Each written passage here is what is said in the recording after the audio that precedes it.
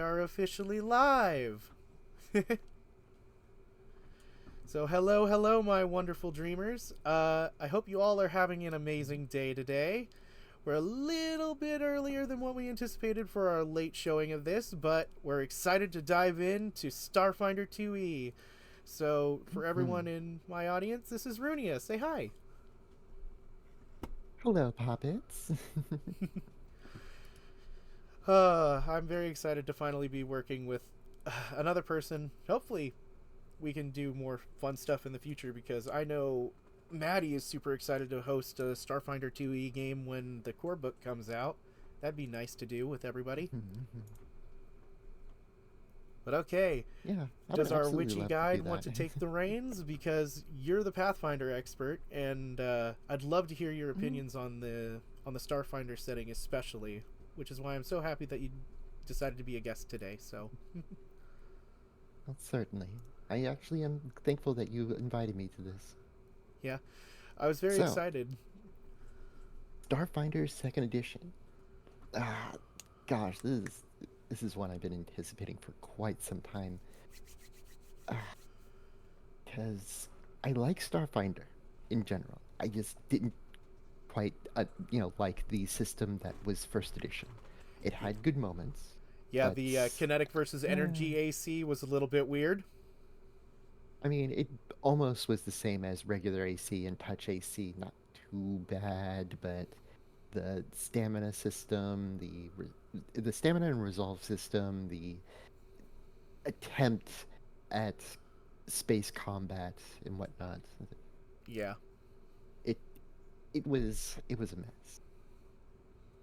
As most first editions typically are when they start exploring some new kind of content. But Yep. from what little bits I've read, they've definitely refined a few things. Definitely the core book's going to cover more of the stuff that you're definitely going to be interested in, like the new space combat mechanics and everything. But from what I've seen, the heritages from the playtest and in this book are all amazing. I've seen the classes play out and designed a few myself. And maybe if we have enough time and you're feeling excited for it, we can try and use Demiplane to make you your first Starfinder 2E character while we're here. I would very much like that. Also, I see that you are also using Demiplane. Ah, yes, Demiplane. Thank Demiplane for being such a good and useful tool and having such great discounts on their books and stuff. Uh, I mean, it's a bit up in the air overall for me. Like I use it largely because I stream Oh yeah. and I don't want to just plaster, my personal data that's stamped onto every PDF onto the screen. True, This is a true. good this is a good this is a good workaround on that. Oh yeah, definitely. And while I think about it, since Demiplane is hosting it, there is a PaizoCon 30% off for Pathfinder and Starfinder title books right now for anyone that's interested. Hmm. So if anyone's wanting to get into the games that me and Rooney are very anticipated for, you hop right in and get yourself a book for a discount. It'll be worth it. So the book that released recently was the Galaxy Guide, correct? Yep, the Galaxy Guide is our current first look at the second edition official content. As opposed to all the place test stuff that has come before. Certainly, certainly. Yep, and I'm hoping that the core book will definitely cover all of those playtest races, heritages, and how the classes are implemented properly. But this has been a very interesting book to read. There's a lot of stuff. There's factions, there's the heritages for the general stuff.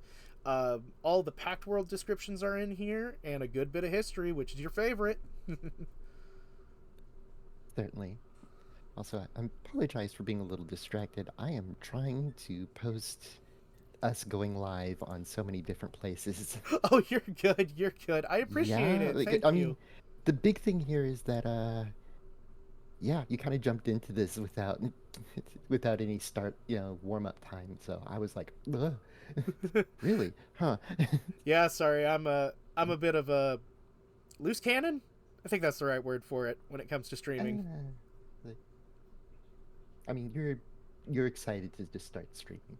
Oh yeah, absolutely.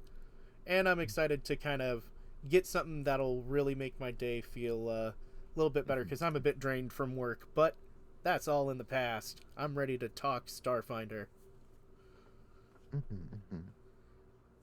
So the real question is, how do we want to do this? Do we want to read the book kind of like how Melly does it whenever she does reviews? Oh, I figured I may as well do it stuff my way. oh, thank you. I just realized that part of my thing is a little bit misplaced too. I need to fix something. Hold on, let me get that Streamlab That's element. Limos. Oh, the alert box didn't get centered when I did it earlier. Ooh. I did it wrong again. Limos. Limos there. Hello. Hello. Thank you for stopping by, Limos. Close enough. I know. Listen, I've had so much stuff stuffed into my brain recently. One of my girlfriends made me learn mahjong. I am Oh, I one am of you working lucky on it. lady. Yeah. My love life is not up for talk right now. It's the Galaxy guy that's supposed to be talking. Oh, we got Mindful Fox Rights as well. Mm-hmm. Yep, we're all here Hello? doing a Starfinder 2E review, getting everyone in here. So thank you guys for stopping by. Yes, thank you very much, Poppets. So, now we got hit with ads. Oh boy. Let's see. Not very long. I can wait for that. Yeah. Oh yeah, the ad Okay. breaks. Dang it. Wish we didn't have to do this. What did you see? Full? What do we need full? Actually, yeah. What are they talking about? Oh, regardless. Oh, Mindful. That was Anyway, me. My bad. Oh, my. I said Mindful. Oh, that's on me. Fair enough. Yes, Mind Fox rides. Yep. Mind Fox Rights. We're, My we're bad. catching back. We're getting back up to speed. Anyway, so today we're looking at the Galaxy Guide. I will admit that it is very, very handy that you have a copy of this because I certainly don't. I don't have the money. Oh yeah, don't worry. That's especially why I wanted you to come in, because I know you were really excited about this and I wanted to give you a chance before you had to make the purchase. Certainly. So This is the first official book, huh? Yep. Now, who wants to start off reading this, actually? Because I am fine with you reading this for your Poppins who are here, or I can take it up. I am perfectly fine either way. My Poppins. Oh, boy. Oh! Poppins. Hey! Hey! Thanks, Ninetails. It's been a while. Thank you for coming back. Hope you're having a good night tonight. He's one of my friends Hello, IRL. Ninetails. Hello, Ninetails. Pleasure to meet you. This is my new buddy Runia that I met through Elysium Legends. So hopefully we'll be. I am, yes. Yeah. I am a guest for today. Yeah, it'd be nice to work more together in the future, obviously, but today's our first test run with each other, really, Awesome. so... Certainly. I have to admit, already I'm just like, whew. You definitely like to just start up and go, huh? Yeah, All right, sorry. so, Hyper let's see. energetic. I normally have a little bit of a wind-up time myself. The whole starting screen while I do all these posts to let people know, hey, I'm live, and then like maybe a half hour of chatting and whatnot to allow people to filter in, that kind of thing. True. And Ninetails is selling me out here. Yes, I am a handful. I've seen worse. Well, thank you. I've handled worse. Oh boy, that makes me want to ask so many questions later, but you know what? That's for later. I mean, I'm starting to notice you're trying to hide behind me here. Oh, whoops. Sorry, it's just the angle. My camera is inverted, so whenever I actually lean towards the screen, I'm actually leaning behind you. You probably could just move yourself a little further to the side. There's plenty of room for you there.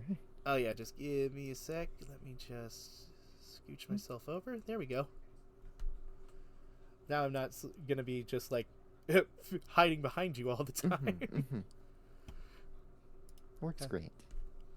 So, Galaxy Guide. Very excited. First official book for the rules, I believe. Oh yeah, I think we've been over this a few times already. we're nervous. We can We've obviously been, tell.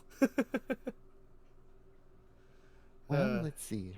We've had up to this point a number of play tests, which introduced a number of classes and rule sets, but this is going to be our first one that actually has a solid amount of lore, apart from actual adventures that put you into the lore,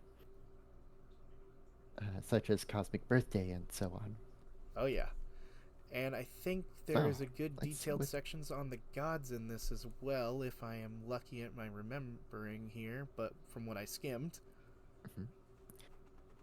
Well, I figure that might as well start off a little for the like first, I'd say 2 paragraphs, and then we just bounce it back and forth. Sound good to you? yeah, sure. And guess first. I'm perfectly excited to hear you narrate. All right. So, welcome to the galaxy. The galaxy known as Desda's Path has witnessed stars spark and collapse as countless species and worlds evolve and perish, all while gods battle and mortal empires rise and fall. But modern history begins with the Gap, a mysterious period that was magically wiped from both recorded history and living memory for reasons not even the gods understand. During the Gap, the planet Galarian disappeared. All that remained was a space station, powered by the magical Starstone. This was Absalon's station, a Magitech marvel inhabited by the shocked survivors of the missing planet. None of them remember how or why, only that the world had changed seemingly overnight. Before the Gap, most worlds were relatively isolated. Early space exploration was dangerous and sporadic. Aether pilots left Verces to explore the firmament of the star system. Ayudara, Elfgates, in other words, on Castrovel, Galarian, and elsewhere allowed occasional travel to other planets, and some dragon riders of Triaxis embarked on daring expeditions to faraway stars. In the distant reaches of what would later become known as the Pact System, Eox warred with twin planets Diamar and Iovo. The short-lived conflict ended with the apparent destruction of the twins and a catastrophe on Eox. Yes. Even in the future, you cannot escape New York. So, if I remember Starfinder lore correctly, Galarion is the planet where Starfinder canon is supposed to take Yes. place. It is also known by the names The Child and The Cage. Child in the Cage.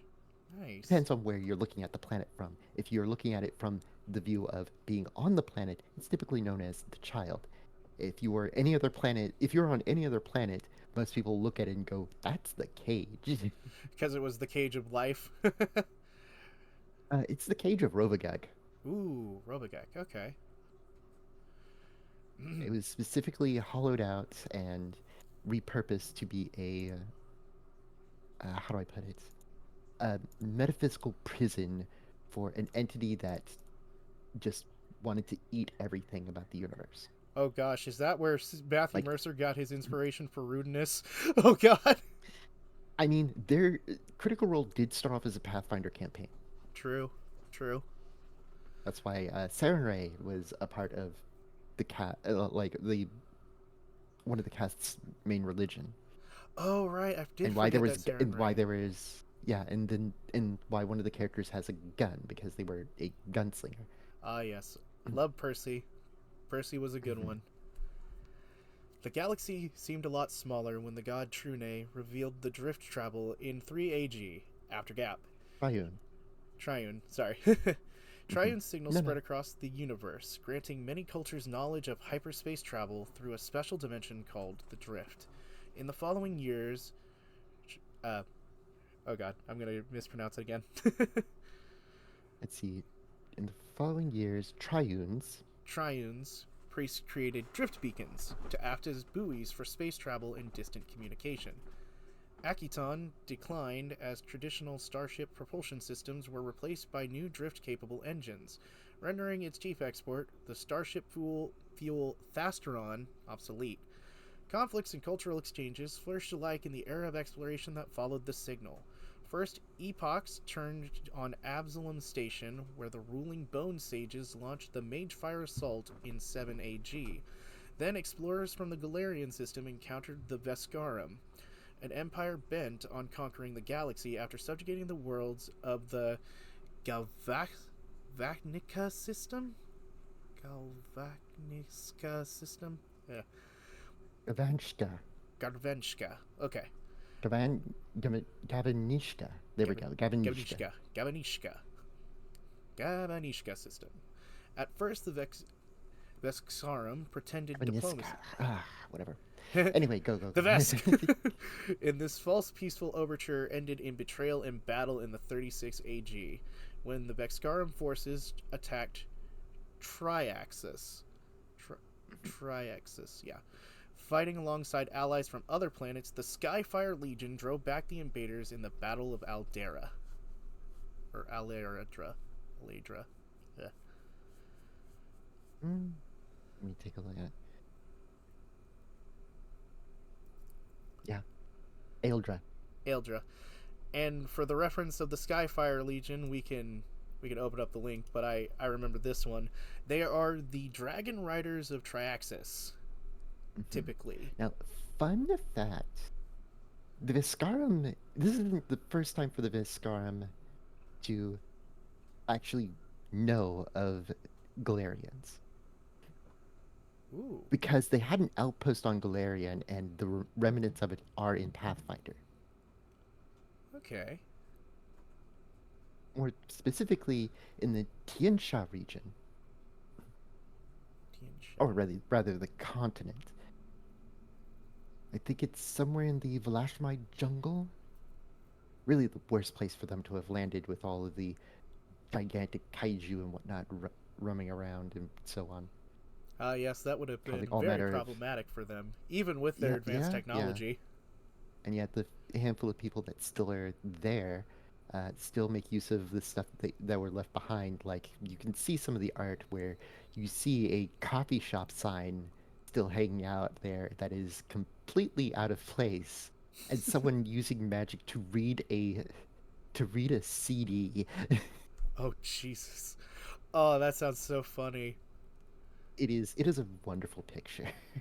And I had to stop and I'm like, excuse me? Excuse me? What? We've had secret Magitech this whole time? Yeah, no, I mean, listen, Numeria is a whole other thing, but it's still funny to see that, hey, Starfinder just made its way into second edition at least. Hello, Fornea. Thank you so much for the care reminders there. Yep, thank you so much. I've got a drink of water right here. Don't worry. Probably should set that up yourself. Oh, yeah. At some point I will.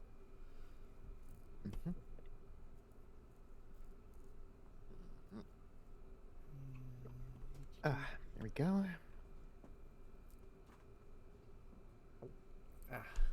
And posture check.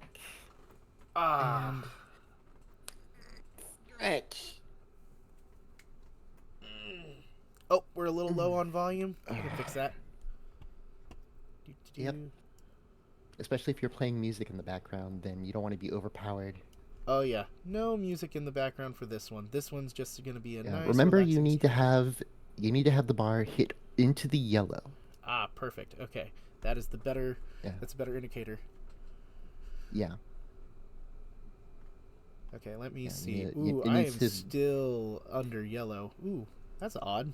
Yeah. Like, the big thing here is that the bar should hit up into the higher greens, and the black bar should hit up into the higher greens, and then the top end of the sound bar should be consistently in the yellow whenever someone talks. No worries. Now you want to keep any background music you have going in the green area, and not to overpower your own voice. Ooh, it looks like I'm gonna have to be a little bit more close to my mic when I'm talking. I gotta remember that the blue ball isn't as sensitive as I thought it was. Okay. That'll fix it though. Really, they should be pressing into the reds, just not blowing them out. Yeah, they shouldn't be, go, full red. Oh yeah, midway through yellow for both of us now. I think we're in a good range. Okay.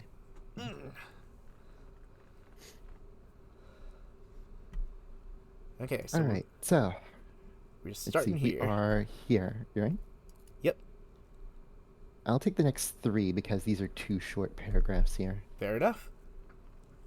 After their victory at Aeldra, the worlds of Galarian system united. The Absalom Pact was signed in 41 AG, joining the independent planets into the Pact worlds, a coalition pledged to mutual defense and governance. Strangely, Dread Eox was the first power to sign the pact. Thereafter, the Galarian system became known as the Pact System.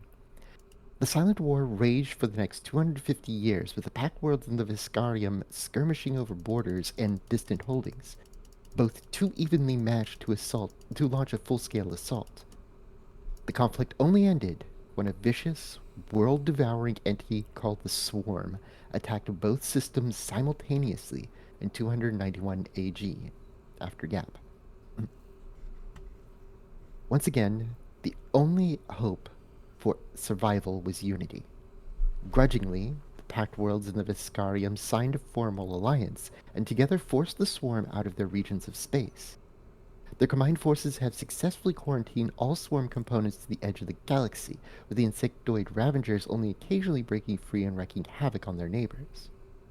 In 319 AG, a group of heroes in the Saskilion system in the Vast rallied a valiant defense against an unexpected Swarm attack, but their efforts couldn't stop the unrelenting Swarm, and the planet was overrun.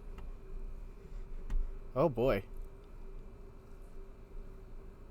Very interesting. So we've got the hive mind devourer race of the swarm playing out in the star systems, and seemingly Mm-hmm. so far contained in the current age. Nice, lovely. Reminds me of playing Stellaris. Yeah, I mean, really, it's just Warhammer and StarCraft playing out over and over again. Oh yeah. But not all visitors bring violence to the Pact system. A peaceful offshoot of the swarm arrived in 83 AG, calling themselves Shirins and bringing nothing but goodwill to the planets they settled on. In 240 AG, the world ship Idiri arrived carrying I always say this one wrong. Kasathas, in search of a new Sathas, home. yes. Both people became part of the Pact as Shirins integrated into established Pact world societies, and the Idari received equal Pact status to any other planet in the system. The emergence of the Drift and the Starstone's newly discovered status as a drift beacon thrust the Pact systems into the center of galactic trade, travel, and upheaval. The drift crash in 321 AG shattered the status quo, ejecting ships out of the drifts at random and spreading them into deep space or other planes of existence, when the drift and its beacons mysteriously stopped working. Eventually, heroic troubleshooters solved the drift crisis by reprogramming Trune's crash divine servers. Triunes. Triunes. Ugh, I'm gonna keep forgetting that every time I see it, and I made a character that worships All you have this to, deity. yeah, all you have to do is separate tri and un. Triune. In the divine servers of Alluvion, the drift returned better than ever. Drift beacons flared back to life. New shortcuts called drift lanes emerged, connecting worlds separately by great distances for the first time. It didn't take long for drift lanes like the Conqueror's Path and Jaunt's Jaunt to become superhighways for trade, piracy, and war. The peoples of the galaxy are now more connected than ever, and the coming era is sure to be a time of danger and delight for adventurers everywhere. Oh, that's good, at least. Yeah, now more specific Because, planet to yeah, planet travel. yeah, and ultimately, like, the drift was always a bit of a finicky thing at first. Because a lot of gods didn't quite trust Triune and this whole drift travel thing for a number of reasons. Now, it did massively shorten the time it takes to travel vast distances. However, it had a little quirk. Uh, whenever, like, depending on how long the travel is, the greater the distance, the more likely this is going to happen. Whenever you jump into the drift, you have a chance to drag another plane, a piece of another plane in with you Oh. into the drift. Like, it doesn't follow you all the way through, but sometimes you enter the drift to, say, go to like a very distant planet, and part of hell comes out with you. Probably worse yet, part of heaven. Oh, wow. Yeah, true. And Callie Cutie Yep. mentioning the drift is eating all existence slowly, which is one of the god's Yeah. fears, I Yeah. assume. Well, it's one of those things where they aren't sure why it's happening, why Triune allows this to be a part of, you know, like why it insists that this should be the way that travel should be done.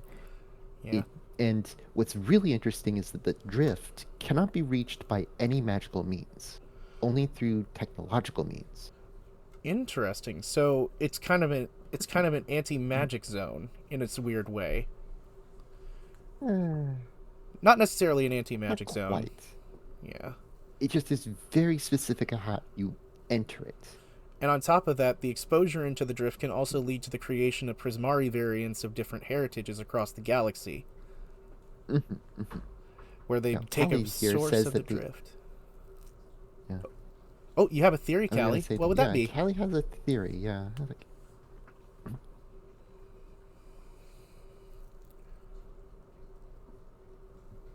well, while Callie is typing up that theory, Oh yeah. uh, probably the interesting thing here is that beforehand, they had mentioned, the drift doesn't get souls like all the other planes do, right? Well, no, because it's certainly not, because it's a transient plane of sorts, kind of like how it is for the ethereal plane.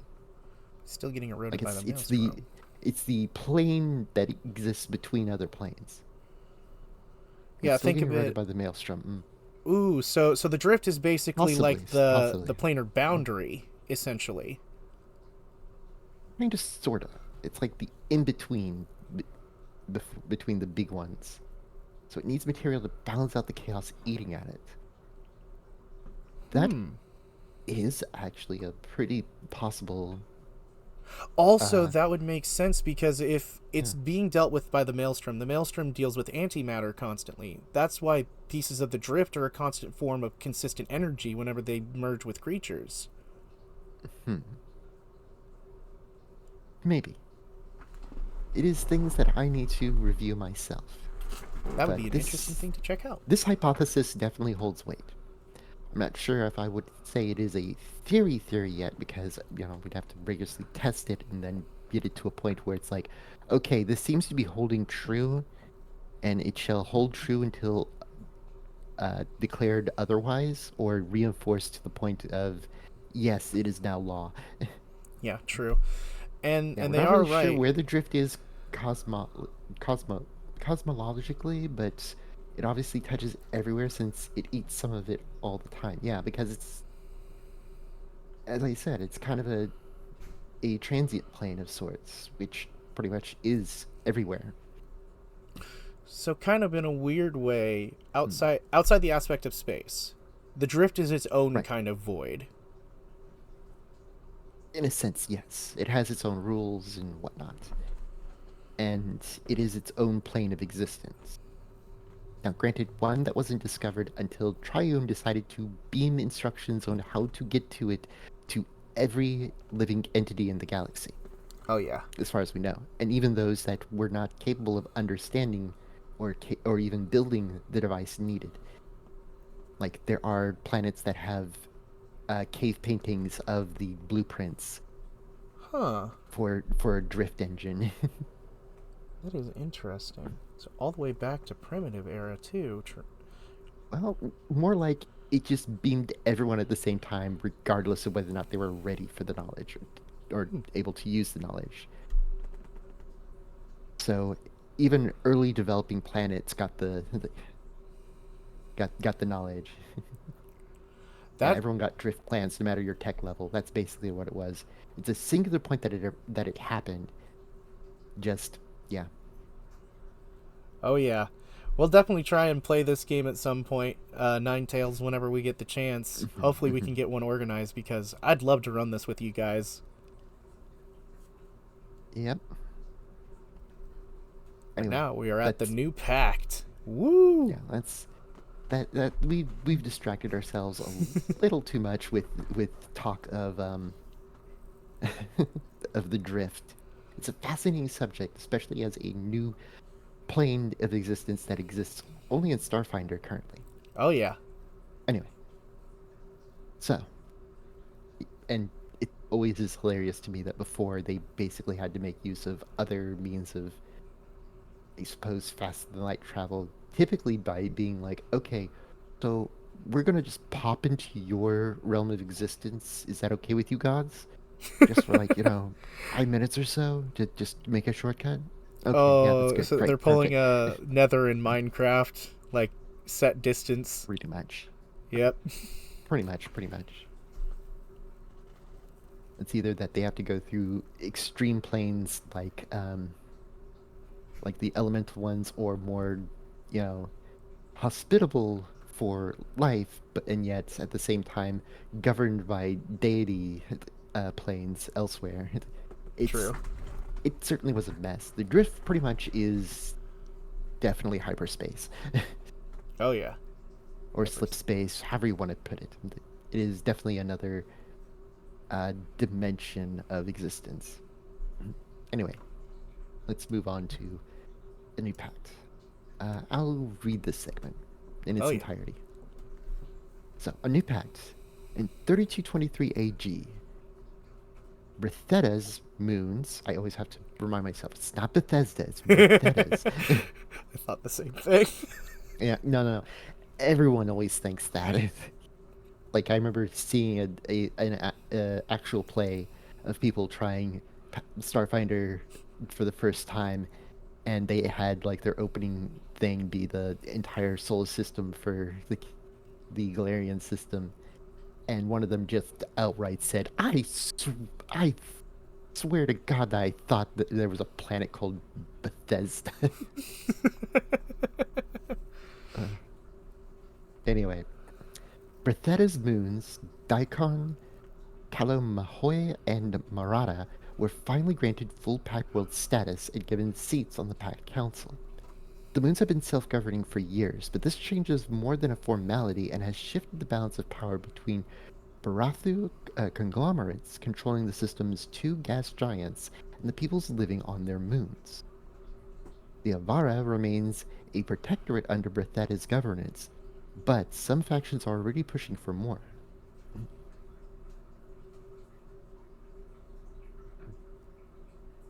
Oh, this was a big deal politically. Oh, yeah, absolutely. Oh yeah. The Diaspora gained pact status the same year, putting a loose coalition of Arcesians, I want to say, Yeah, is how you Sarcesians. pronounce that, in charge of governing responsibilities that many of them feel ambivalent about enforcing. Shockingly, in 325 AG, Polonius, at the time known as Vesk VI, declared independence from the Viscarium after the last occupying forces abandoned the world. Elected leaders on Polonius soon announced their desire to join the Pact Alliance. The same year, council a contentious Pact Council vote, only broken by the Azorinian elves of Aposte, sorry, confirmed Polonius as the newest Pact world, and the first outside the core system to join the alliance. Ah. So the first intergalactic part of the Pact Alliance was Polonius. Interesting. Yeah. Now, interesting that they talk about those elves from Aposte, because those are where the Drow are. Well, formerly known as Drow.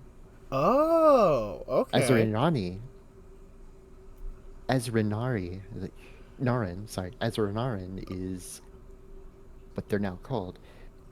And more or less, it came down to a whole thing of like, well, they needed to leave they needed to avoid Earthfall, and while some stayed behind, some were like last minute. Well, we don't want to go back to Castroville and whatnot and what have you, and they just grabbed hold of a gate and threw it open to somewhere random and just ended up on that planet, Huh. Aposte. And that has been a miserable place for them. I see. Ooh, yeah, that Yeah, doesn't sound good. the yeah, and Callie here is like giving us a very solid comparison here. The Plu- Pulonius one was huge. The Pulonius one was huge. Like, imagine if California suddenly became part of the European Union. Oh god, It's like, that would be interesting. yeah, like they're two massive, I want to say, things of geography and politics between them. Oh wow. That that has to be really That weird is that is really weird, yeah. cuz thinking about this in like planetary boundaries, if there is a system of governance that is consistent amongst the planetary bodies that are between like Plunolis and the rest of the Pact Worlds, that is almost an infringer on territorial rights in some galactic communities, depending on how they would view it. Mhm. Although, to be fair, in this case, I think it's more of a case of distance rather uh, than what is it? Any sort of political nonsense between them and the Pact Worlds. Fair. Uh, yeah, like Khalid says here, it was part of the Vesk Empire, rebelled, joined the Pact Worlds, who fought a war against the Vesk for 200 years. Now, granted, this all happened after the massive ceasefire in order to just suppress the swarm occurred, Mm-hmm. but it still stings. Oh yeah, It's isn't still a big thing. It's still relatively fresh. yeah, and if I'm remembering correctly, the Plunolius, the Felis like race, the cat folk that are very attentive to like magnetic fields and sounds and very culturally like battle hardened and Ask me to music remember what focused. they're called. Uh I know what you're talking about. hold on. I got a character for this. I have a character listed for this. Let me check what they were called. It was my envoy that I made. What were they called? Just so we can remember this, because this might be very relevant. They are Patra. That's what they were. That makes sense. It's very close to just simply being called Pathra, Yeah. which is almost pretty close to Panther. But But it does make sense because they are bigger, no. lankier cats on a low gravity planet. They have thinner Mhm, bones, from mhm. what I remember their structure talking about. Anyway, we're getting distracted. The birth of the newborn. The galaxy witnessed the coming of a new god in 324 AG, the newborn, also called Atron's child. The newborn is This emerging. is a very big one. This was Ooh, the thing that kicked off a lot of the new lore in second edition. ooh. Oh yeah, Yeah, this is what they because were like finishing books in 1E about, right? yeah, this was what do you call it? This is Cosmic Birthday. Oh yeah. Oh right. The nice. Okay. Allie, no, you're perfectly fine. We're the ones getting distracted, not you. We're You have a perfectly lot of cool fine. stuff to talk about. Oh yeah. This is Hmm. fun. This is just supposed to be a chill review. It's nothing major. So if we get distracted, it's on us. The All newborn good. emerging outer god of birth, cosmic horrors, paradigm shifts, and renewal. The newborn's hatching Hmm. set psychic ripples across the packed worlds and far beyond, causing some people to fear for the uncertain future, while others are celebrating the beginning of a new cosmic era. Hmm. All right. Would you like me to pick up the next bit? Sure. All right. Octurn's child. Octurn was the 10th planet in the Galarian system, a warped and barren world enveloped in an atmosphere of toxic gases and hallucinogenic vapors. Octurne was never a true planet, however. It was an egg of an unborn god. Karsai the King, the self-proclaimed living avatar of a terrible outer god of conspiracies and forbidden magic, ruled over the planet from the Citadel of the Black. Karsai stole divine power from the embryonic entity inside Octurne to perform unholy miracles to keep his followers under control. He tormented the unborn god for millennia, opposed only by the Midwives, a cult of powerful spellcasters dedicated to nurturing Octurne's child. Now, fun fact, this whole thing exists even in Pathfinder. Ooh.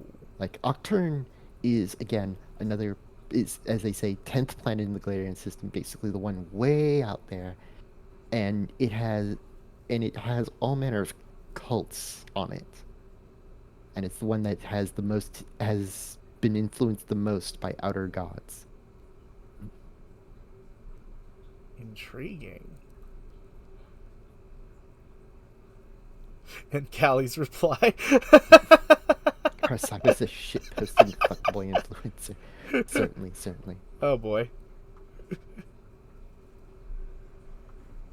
So, I was trying to scroll down. Anyway, the midwives patiently watched and waited for the birth, gathering at the gravid mound where they sacrificed their own vitality to nourish the gestation. Magic vapors inhaled by the unholy planet extended their lives far beyond natural limitations, but many generations of midwives died in service without ever witnessing the birth they hoped for. The midwives' efforts kept the embryo alive while Karsai drank its essence, but were never enough to break his control. Oh boy. He actually was. He did streams of cult stuff. Oh my goodness. Oh, that.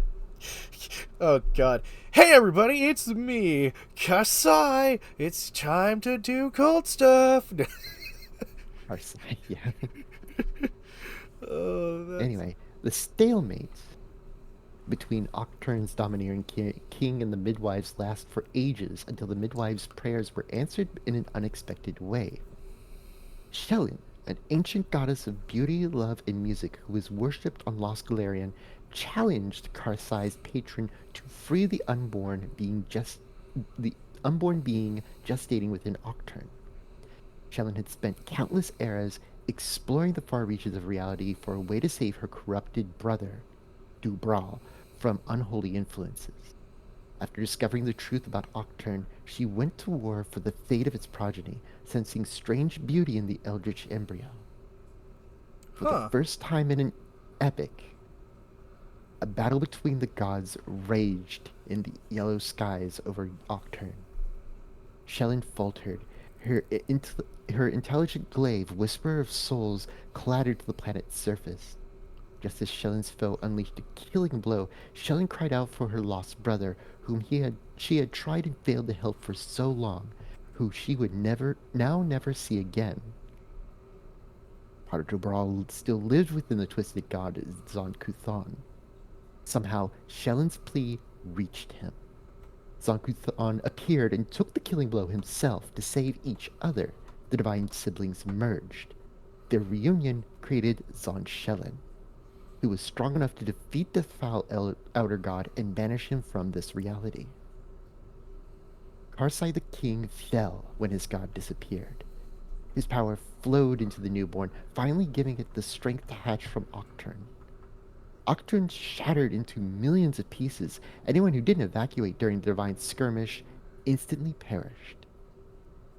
The battle over Octurne is reflected in the ever-changing faiths of mortals. Many cultures embraced Zon-Shellen as a patron deity of using art to process and express intense emotions, pain, and suffering. The newborn's birth spawned hideous miracles into this reality, and its psychic cries reverberated across space. The 13 midwives who were present at the birth transformed into new eldritch entities empowered to serve the newborn. The newborn's first birth scream disrupted magic across the galaxy, shattering ancient wards, causing psychic outbursts, and transforming natural sources of magic. Wow. That's a lot. And Kelly says here, you can die like that in an adventure. Oh dear lord. And yeah, so Shellen and Zon Kuthan have always been a favorite topic of mine to discuss. Ooh. Because, of course, brother and sister, Zon Kuthan was also, or rather, Dobral was instrumental in the sealing of Rovagag, where he had created towers to effectively pin it in place in the cage because it was thrashing around so violently and it was causing issues with the planet itself. His transformation to Zon Kuthon had weakened it a little bit, of course. And the glaive mentioned here, Whisperer of Souls, used to be Dobral's slash Zon Kuthan's. Shellen, when he returned to Galarian, Shellen had a fight with him, and in the middle of that fight, managed to wrest that glaive out from his hands, and had been spending so much time cleansing it since then. And taking that glaive is what caused the two of them to have a ceasefire. And what's also interesting is how the two religions, I want to say, spent their time interacting with each other. Like, for the most part, they both stand in opposition to everything that they personally believe in. However, again, ceasefire, even among clergy, so they pretty much are like, hey, I'm not going to get in your way, you're not going to get in mine. Zon Kuthan, as far as I remember, would actively reward any clergy that helped, you know, any clergy of Shellen, Hmm. and would punish any that actively attacked them.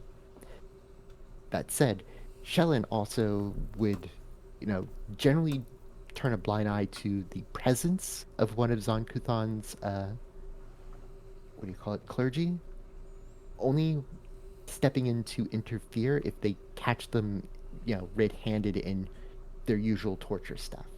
Okay. Hmm. But it was pretty much a big stalemate like a big thing among gods for the most part. And it's one of those things where neither one no god wants to touch either of the siblings, because if someone does something against one, the other is sure to move for whatever reason. Hmm. And we see that in action right here, honestly, Yeah, that's because amazing. he, he leapt in to take a hit for her. When by all means, It's if you're really just big. an evil god that has a Yeah. rivalry with someone, you wouldn't even consider doing that. Now, granted, he was honor bound way back before he became Zon Kuthan to, look after his sister. Mm-hmm. So there's a bit of that coming into play here, but still, yeah, very much. I hate my sister, but she's my sister. That sort of hatred that comes from sibling Yeah. love. Ah, yes. Oh yeah, yeah, yeah. Anyway, So the center of another the sidebar galaxy. here. Mhm. Many considered the Absalom Station to be the center of the galaxy because of the ancient artifact powering it, the Starstone. It is also a powerful drift beacon. Traveling to the Absalom Station from anywhere else in the galaxy never takes more than a few days. Ambassadors, explorers, merchants, and traders frequent the short and reliable route, making Absalom Station a busy port of call when you meet just about anyone, where almost anything might happen. For this reason, Absalom Station and the other packed worlds around it form the core of the Starfinder setting. Mhm. Like, that's the big one. Like, drift beacons more or less help connect planets together and shorten the amount of time it takes to be in the drift. Like, if you go into some random place out in the universe, then usually you can do it via the drift, but it takes longer. It's kind of like navigating a dark forest. Whereas drift beacons basically are, how do I put it? Your lantern's on the Street lamps. roadside. Yeah, Yep. yeah, yeah. The street lamps. That makes it much easier to travel along. The Starstone in Absalom Station is a super drift beacon, to say the least. Like they say, no joke. Anywhere in the galaxy, handful of days. Those other places would take weeks, months, even, like to travel those kind of distances. Yeah. But anywhere to Absalom itself, shortest you will ever have. Yeah, so if we were to take this into consideration as to like what kind of power level this starstone would have in comparison to other drift beacons, if a drift beacon is considered a special type of magical or technological item, a starstone's essentially the starstone's essentially the artifact level equivalent, something that exceeds Mhm. the bounds of everything else that we can kind of compare it to. More or less. It definitely is very unique. And it does so much. Gosh, it does so much. But all in all, Absalom Station more or less is maintaining the usual, I want to say, place of Absalom of just, hey, it's the center of the world. In this case, it's the center of the galaxy because it's so easy to get to. And it makes trading with people a lot easier. True. Anyway, this next bit I'll hand off to you. Okay. Changes in the Pact worlds. A wave of bizarre dreams and prescient visions swept through the people of the Pact system. Some awakened to new psychic senses or lost control of their powers. The most common vision was of an egg like planet cracking open, releasing a kaleidoscope of ineffable emotions and sensations. Other dreams involved 13 hooded figures screaming in joy and pain as their bodies transformed into monstrosities, or a darkfully beautiful god smiting a formless void with a glaive of rainbow light. The only world where those people were untouched by the visions were Albion, or Abalon. Right after the hatching, midwife Amnika traveled from Absalom Station in search of a power source to help them free the newborn from its placenta. Oh wow, that's a weird way of putting it. Oh yeah, no. It makes sense. Oh, it does. It's just that is awkward to say.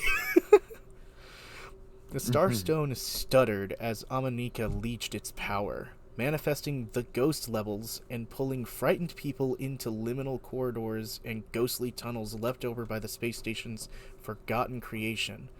Months later, a group of scavengers calling themselves the Ghost Couriers delved into the dangerous terrain to hunt unstable but valuable objects and rescue lost survivors from the eerie landscape. Also another playtest adventure. And to note, this is absolutely terrifying. Imagine being on a space station and ending up in the back rooms of it. Oh yeah, I can imagine. Just suddenly laws of physics. What are Hmm. those? All manner of weird creatures. Also, I apologize for constantly having to mute my microphone because there's somebody mowing out there. I was like, Ah, you're good. No worries. I'm luckily in a basement where there's a lot less noise. The newborn's supernatural cries temporarily disrupted Castroval's psychic infosphere.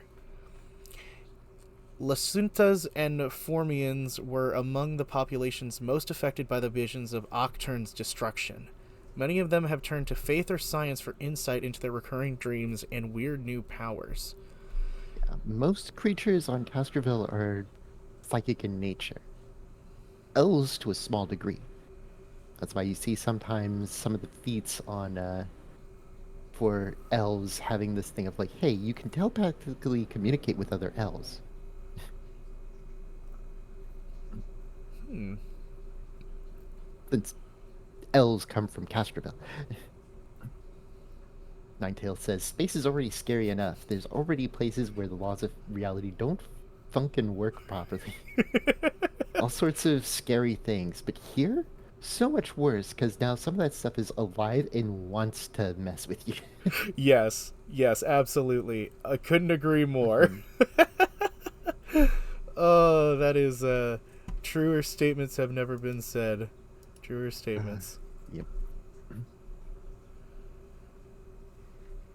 Okay, where was it? We were All at right. the Kasatha world ship. No, newborns. The newborns Oh, the woke, newborn's birth. birth woke. Yeah. All right. The newborn's birth woke something in Elindre, Castrovel's super polluted moon. An unidentified entity stirred beneath toxic landfills and factory boneyards.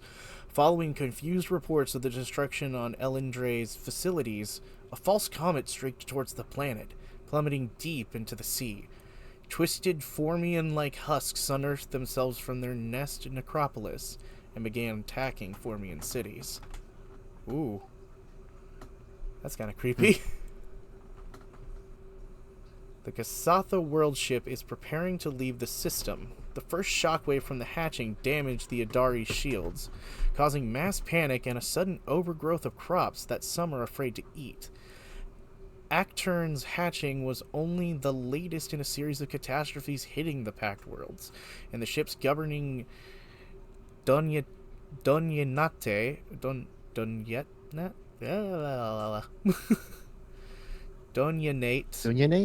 Yeah, I think that might be it, has voted to risk the unknown rather than stay in such a dangerous system. Preparing to relaunch the massive vessel might take years, but the work is already underway, forcing many Kasathans to make a difficult choice. Ooh, so the Kasathans are trying to leave the system now. Interesting. Yeah, it's very interesting. The Eldritch Blast radiated from the erupting planet zapped security systems and wards inside corporate black sites and pirate hideouts and disrupted the Magitech infrastructure of some of the Sarsians' Kresh worlds. The first of the Threshold Enigma's 101 door spontaneously opened. Some Sarsians blamed the newborn for the final breakdown of the Magitech engines that powered the river between. The destruction of Quick pause here. Oh, yep. As Callie did point out something here, it doesn't even mention the mold storms that occasionally eat entire towns on Castrovel. Yeah, that happens. Yeah, no, that happens.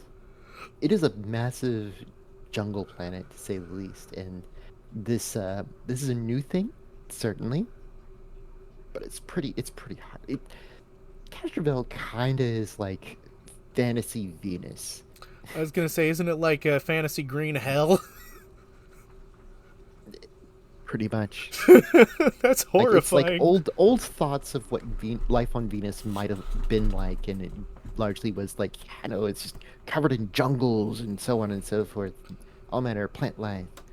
Oh, geez, I forgot that was a theorized thing about Venus. Whether we've got facts or not about it, that's a terrifying thing to think of.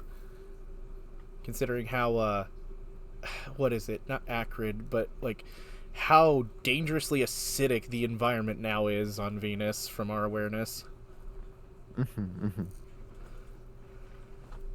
Placid. Oh, here we go. The destruction of Acturn had a little impact on Enox's undead population. Shields around the settlement of Orphis and other major necropolis protected the living from harm, but any living creature, and some undead, caught outside during the blast were irreparably transformed by the wave of energy. The veiled tomb opened beneath the city of Murthal, and the insatiable eclipse returned to terrorize the waking world once again. Allie, please. We can only take so much right now. Oh God. There's a whole continent on that sci-fi era planet that can't be settled because it keeps eating anyone that tries. Note to self, never visit Castrovel. Never visit Castrovel. Castrovel has some wonderful vistas, don't get me wrong. Oh, I don't doubt it. But it's I bet they're completely untouched, for good reason. It's honestly, it feels at times kind of like, like, why are you people still live in California? Well, we love the view. It's like, yeah, but you're on a fault line. Yeah, but you're on a fault line and half the area's desert. But yeah, moving on. The placid dreamers floating around Livara's swirling lairs abruptly awakened when the newborn hatched. Previously tranquil, enraged dreamers broke through the observation domes to violently attack researchers and tourists, and shut down shipping lanes with their erratic movements. Almost as quickly, they vanished into the deepest layers. The protective wards around Livara's moon Hallis vanished. Ooh. That is a lot of destruction this newborn god caused. Oh, this next one is messed up.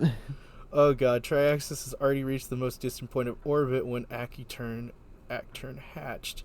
The shockwave catapulted Triaxis back towards the sun. Melting winter ice and waking hibernating monsters, storms and unnatural rot spread across the world as Triaxion struggled to adapt to the unnatural summer, which is predicted to last for centuries.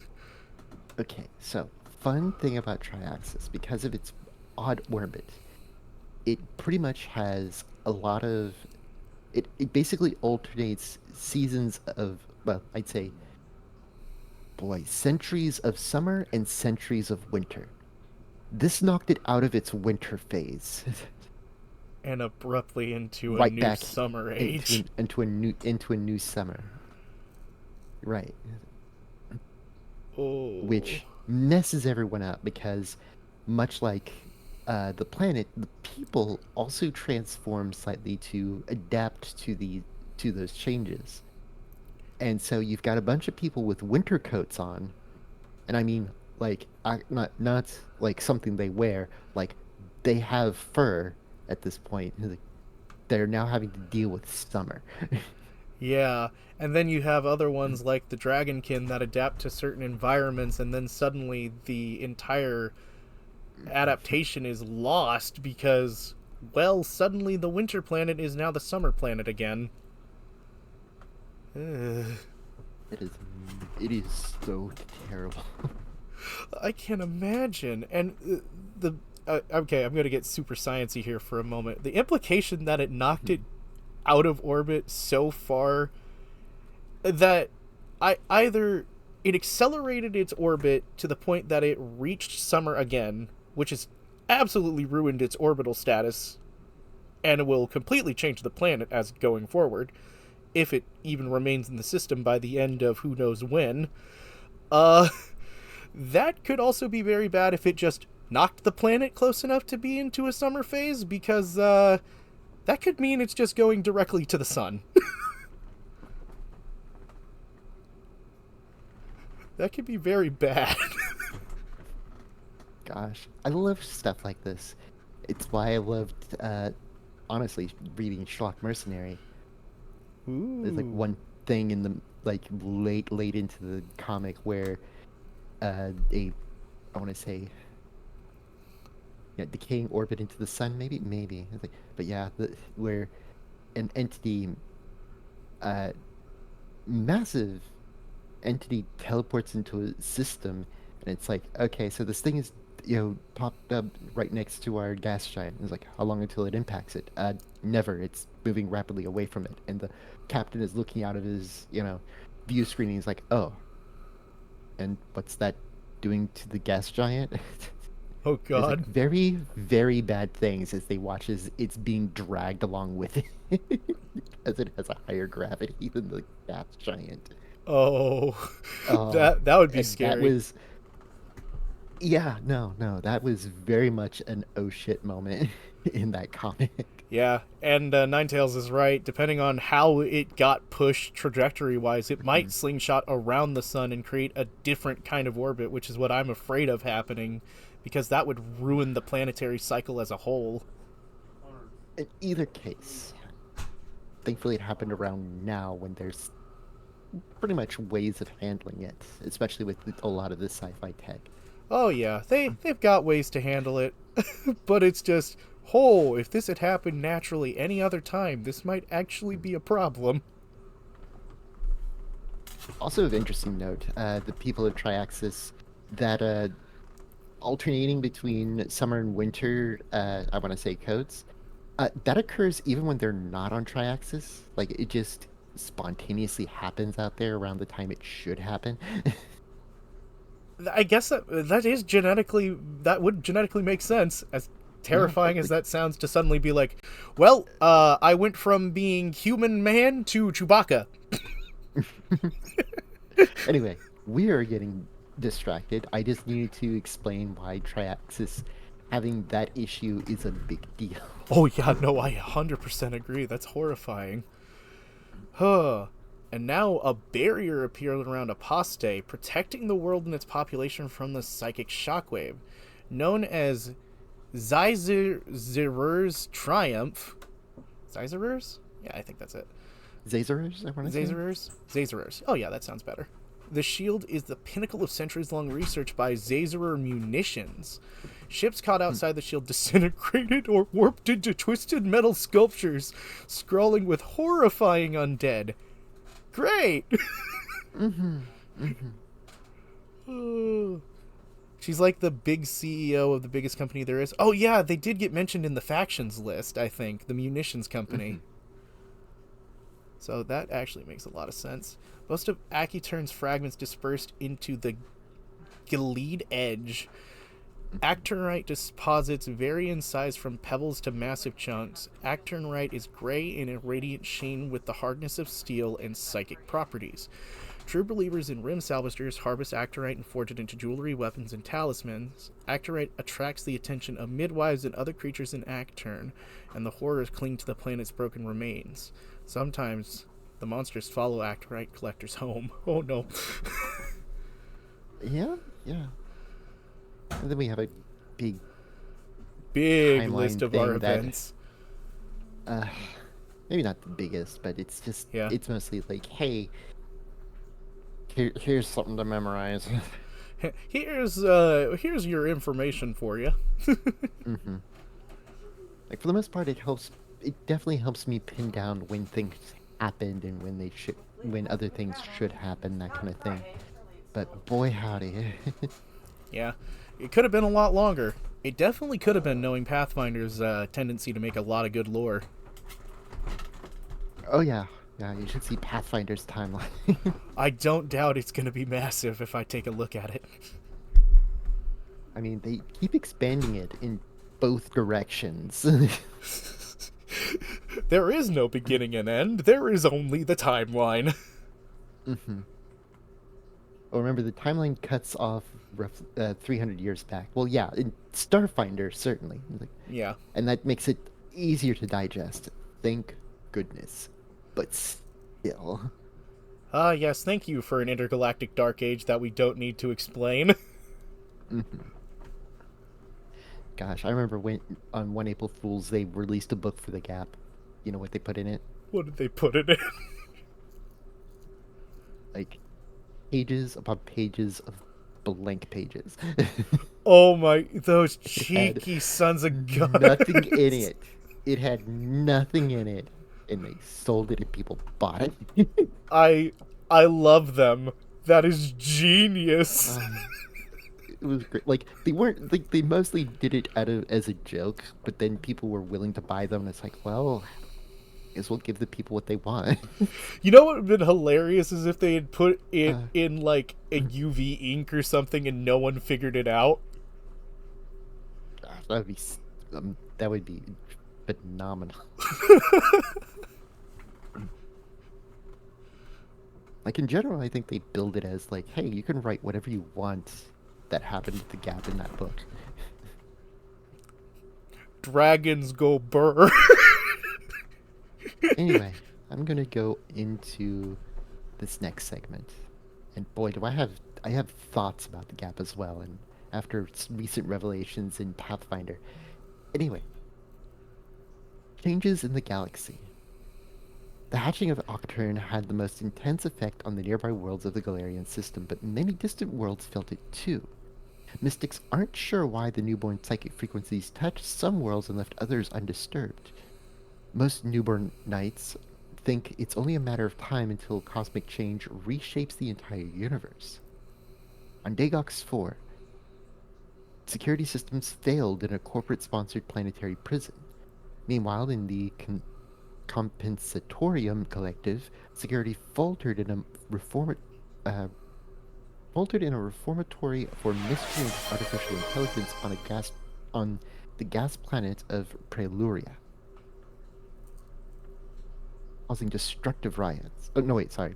Sorry, I skipped a bit because I got distracted by what was spoken in chat. Space Pathfinder. Oh, you're good. Yep. Zephaniah, Kinda, thank sorta. you for the... Yeah, and thank you for the follow. I just didn't want to interrupt Runia. Thank you very much for the follow. But yeah, Space Pathfinder, kinda, sorta. Same universe, massively in a different era, so Oh yeah. it is accurate to call it Starfinder. Now, granted, there is a lot of space stuff that happens in Pathfinder, don't get me wrong.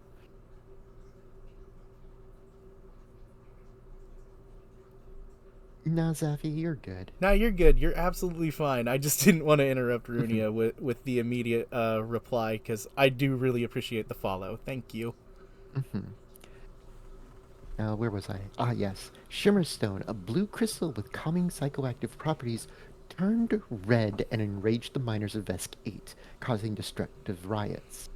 People exposed to large concentrations of red shimmerstone began suffering from shimmerstone fever, a supernatural ailment diagnosed by violent urges and red skin rashes of a rocky texture. Some Kothama mystics on Vesk 8 transformed from stone seers who find reflections of prophetic truth in Shimmerstone, becoming rage seers who channel the warped rock's fury. A power surge rocked the Riven Shroud just as the megastructure's shadowy creators prepared to complete their journey to another dimension. The newborn's cry pushed them back into reality where the structure collided with a delve site occupied by hundreds of explorers and salvagers.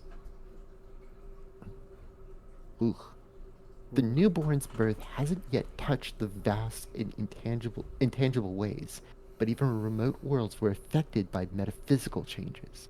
Dreams and visions of the hatching and its aftermath are slowly spreading across the vast, and religious movements based on the newborn are taking root everywhere. Everyone can feel that something has changed, even if they can't explain what or why. Many yearn to embrace the change, but a few fools and fiends seek to wield nascent entities' transformative powers for themselves, rarely to good ends. Ooh. Angry Rock. Oh, Angry you'll like Rock. that part later. Oh boy. So, here's the thing. As far as I understand, the newborn and their followers are pretty up in the air what they will ultimately become. Like, for the time being, it's a big thing of celebration and like, hey, good, many changes are on the way. Some of it has been incredibly, what is it? How do I put it?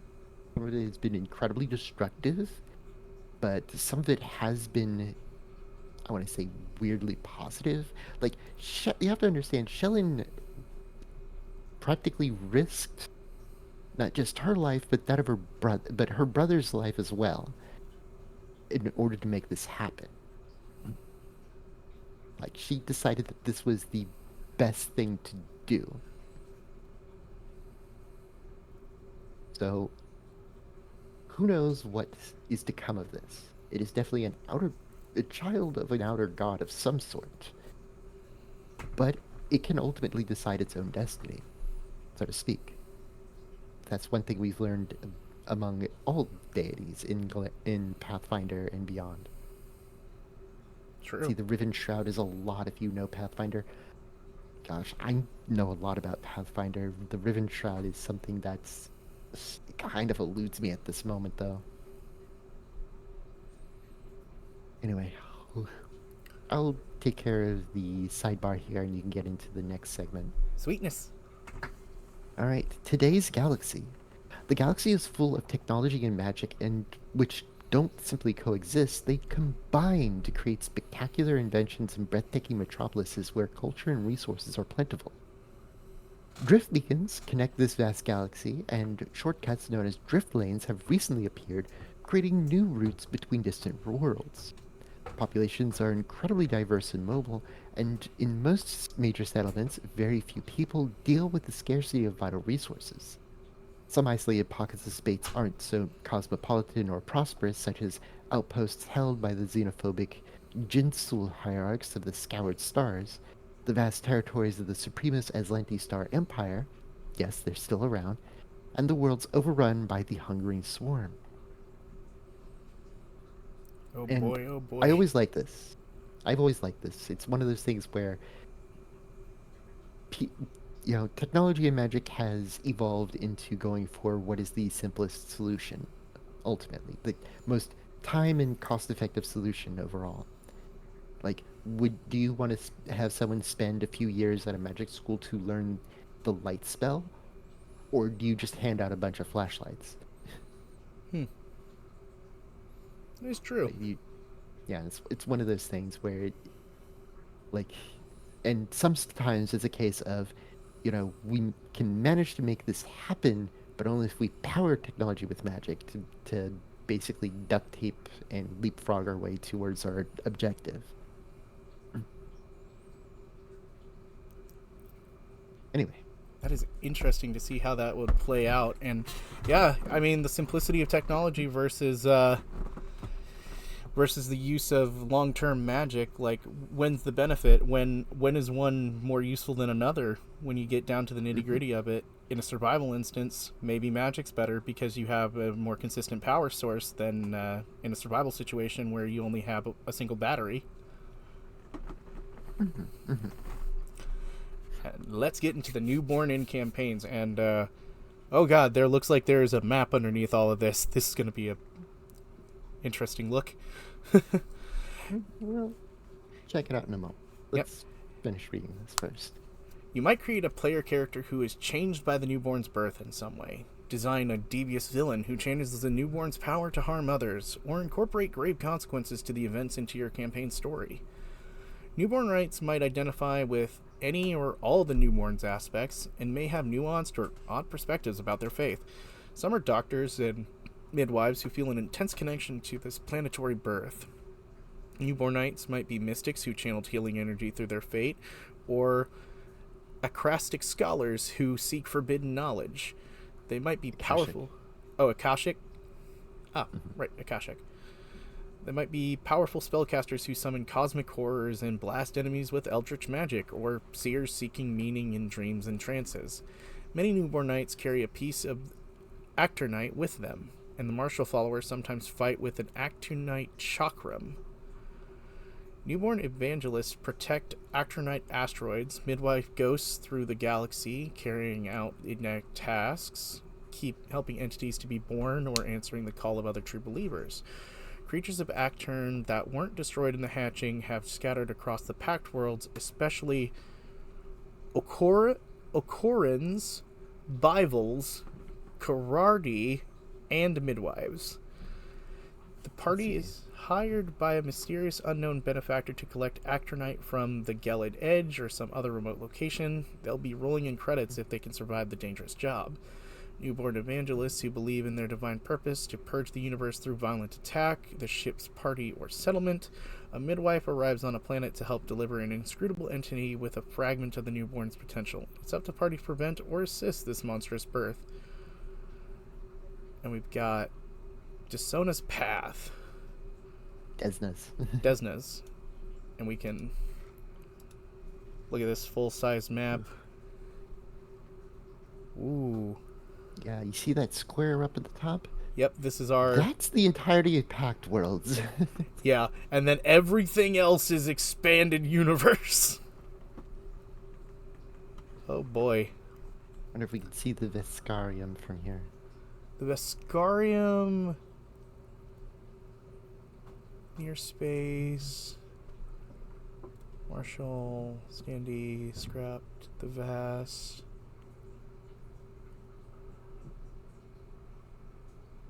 Plasmin coil. It's probably okay, so in the map here. is a lot. Yeah. Because it's not actual distance. Yeah, no, certainly not. It's very much a point thing. Yeah, it's very much a interpret as you will. A set amount of space being whatever you want it to be on this hex map, even. Like largely, it's showing more connections and rough placements. Oh, here it is, the Vexarum. Okay. Vescarium. There we go. Vescarium, yeah. Yeah, holy crap, this is expansive, and the details on what each key symbol is on this page too, but that is our opening to the Galaxy Guide. Do we want to look at adventures, or do we want to jump into other stuff next? Um, hmm. Let's try port. Port. Well, let's see. What is under adventures? Like, is it The actual adventures or? the adventures, I think it goes into the archetypes of the different adventures from what I'm remembering. Like, yes. Hmm. Dystopian, high tech, fantasy, war torn, into the unknown, horror, and weird adventures. They're kind of like. I do think I do think it's important to actually go over what kind of stories you are likely, if not should be telling in Starfinder compared to, say, Pathfinder. Because while the systems are compatible with each other, they are very much different vibes. Oh, yeah. So we definitely want to go over what those vibes are. Perfect. So Then we let's hit can adventures. definitely go to adventures. I Mhm. wonder how long this section's going to be. Probably a bit. An epic story starts with an epic setting. The galaxy's a big place, so keep reading if you're looking for the perfect location to set your story, whether it's a fantasy space opera or a grim tale of a dystopian world. The first one they start off with is dystopian. I wonder how big this section's going to be. Yes. Oh, it looks like this might be fairly simple. It might give a few locations to go from. Okay, Mhm. this might not be too long. Woo! All right. Megacorporations competing to outdo one another with rampant technological advances, corrupt prison planets thrown into chaos, forces attempting to mechanize all life forms across the galaxy, desert planets skewed with junk heaps and outlaws, an asteroid belt that hides as many pirates as it does ancient mysteries. From corporate espionage, hypercapitalism, and cybercrimes to back alley augmentations, mercenary skirmishes, and interstellar smuggling operations, the galaxy offers a plethora of hooks and locations for dystopian adventures. These types of adventures often tell stories of heroes struggling against oppression, whether they're working with the system to dismantle it, working within the system to dismantle it, making overt efforts to attack it from the outside, or just trying to get by. Villains tend to be cruel and greedy, and the protagonists are often better described as anti-heroes who are motivated by debt, revenge, or survival. These stories frequently have dark and gritty themes. They may take place in settlements run by corrupt authorities, planets with a rigid social hierarchies, or in remote worlds that operate on uncodified rules rather than official laws. Characters in dystopian campaigns tend to be morally gray. Regardless of their personal values, they might be criminals, whether bandits, hackers, pirates, thieves, or even killers for hire. Whether they're in it for the money or just doing whatever they can to make their way in an uncaring system, they're better off in places where their activities fly under the radar and don't disturb the status quo. A dystopian adventure might start with characters drawn down on their luck and end with them in riches. Or it might see them ride a constant cycle of highs and lows, blowing all their hard earned credits shortly after earning them, or having them stolen. The characters might have to lie low, especially in stricter settlements where they might create a hideout or a safe house to act as their base. Oh, Gosh, that reminds me of Shadowrun. oh yeah. Oh, Something happened with the oh, VTube studio. Oh no. Just hmm. noticed it. Let me see if I can fix that. Oh no, I got disconnected from the collab. Connection to Ah. stream servers failed. Yeah, I'm running it through Steam. What are you talking about? Oh no. Oh no, what's going on? Oh, wait, it's Tuesday, isn't it? Oh no, they're doing maintenance. Okay. Yeah, they're doing maintenance. Okay, hold on. You're gonna have to grab my what do you call it? My reactive Oh, then. don't worry. I already am prepared. I have that prepared up. Let me just get that group Fugi back up. Oh, that's that Alright. one. Oh, it is Goodness apparently gracious. just behind me. Let me just. Why is it not working? Oh, great. I have to. Oh, it's saying it's there, but it's not loading. Hmm? Weird. Hmm. Let me just. Let me try. Oh. Ugh. And. Please tell me this worked. Please tell me this fixed it. Oh, I see Runia with a gun in my Yeah, details. oh. I figured it'd be a good way of knowing when you got me if you can see that. I wish it was showing up on screen right now. I don't know why it's not showing up on screen. Oh no. Or oh no, wait, the Fugi's tab. That was why. It was the entire thing was down. I shrunk it. There we go. We have Runia with a gun. Yep, there we go. Okay, let me just get back over to here. Uh, so yeah, slight mishap on that. It's no worries. Yeah. Should have anticipated that, but completely forgot. Oh, I get shaded every time I stop talking. Oh well. Oh, don't worry, I can fix that. Just give me a sec to get into my Fujitech while you read the. Oh, whoops. That is gonna show up on stream. Let me just pull that over to the side here. That would be awkward. Yep. Always be careful with that. Yep. Good catch on my part. All right. So where were we?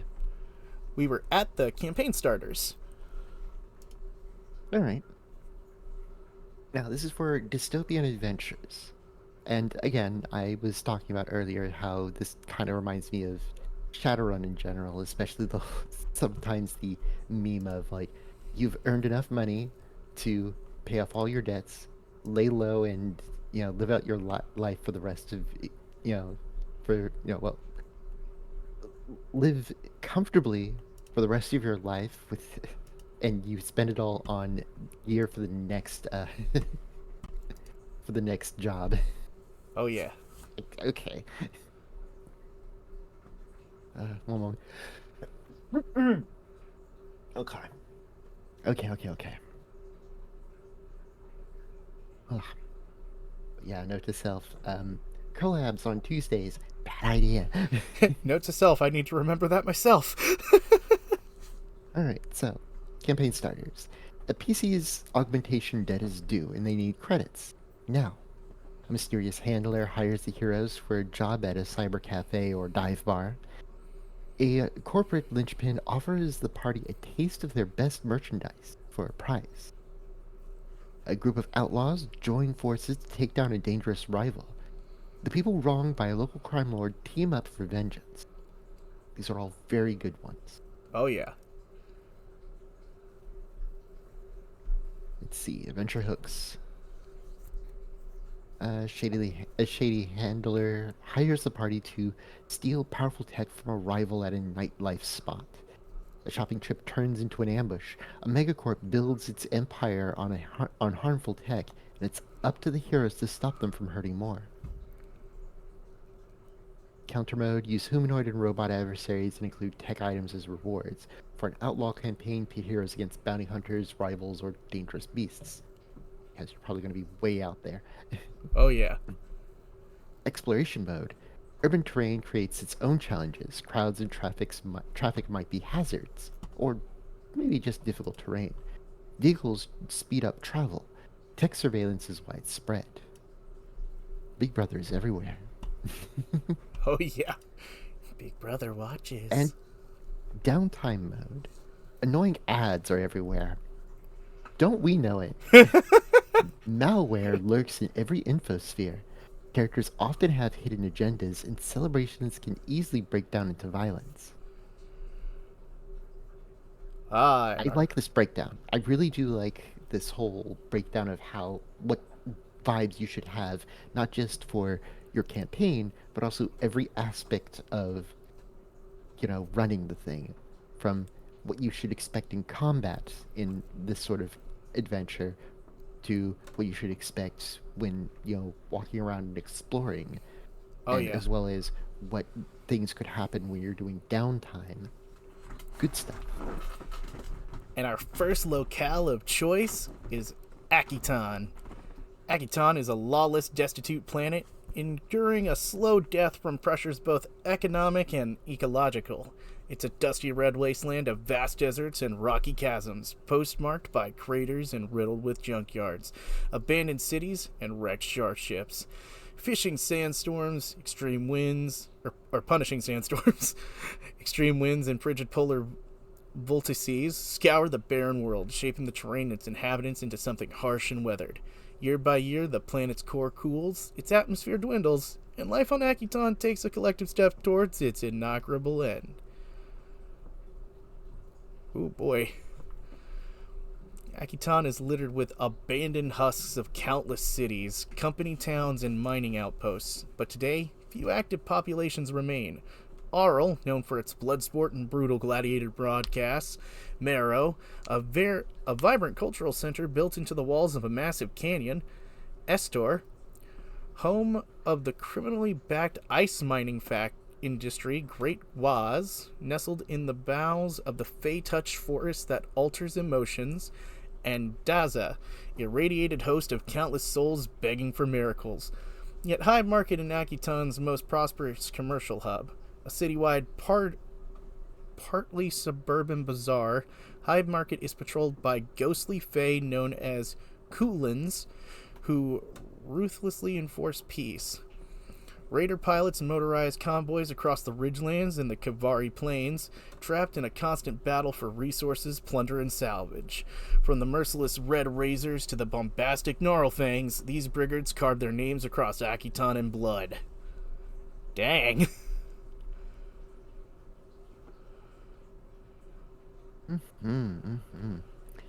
Akaton is definitely going through its own things. It's pretty bad.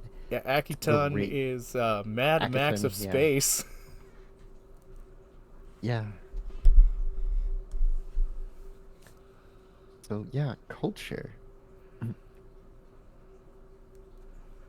Akaton was once the center of the lucrative, gosh, Thastron trade until the advent of drift travel made sublight starship fuel obsolete, triggering economic collapse and mass exodus. Left behind were stubborn corporate magnates, staunch traditionalists, and the desperate poor. Governments collapsed, infrastructure moldered, and daily life became a struggle for survival.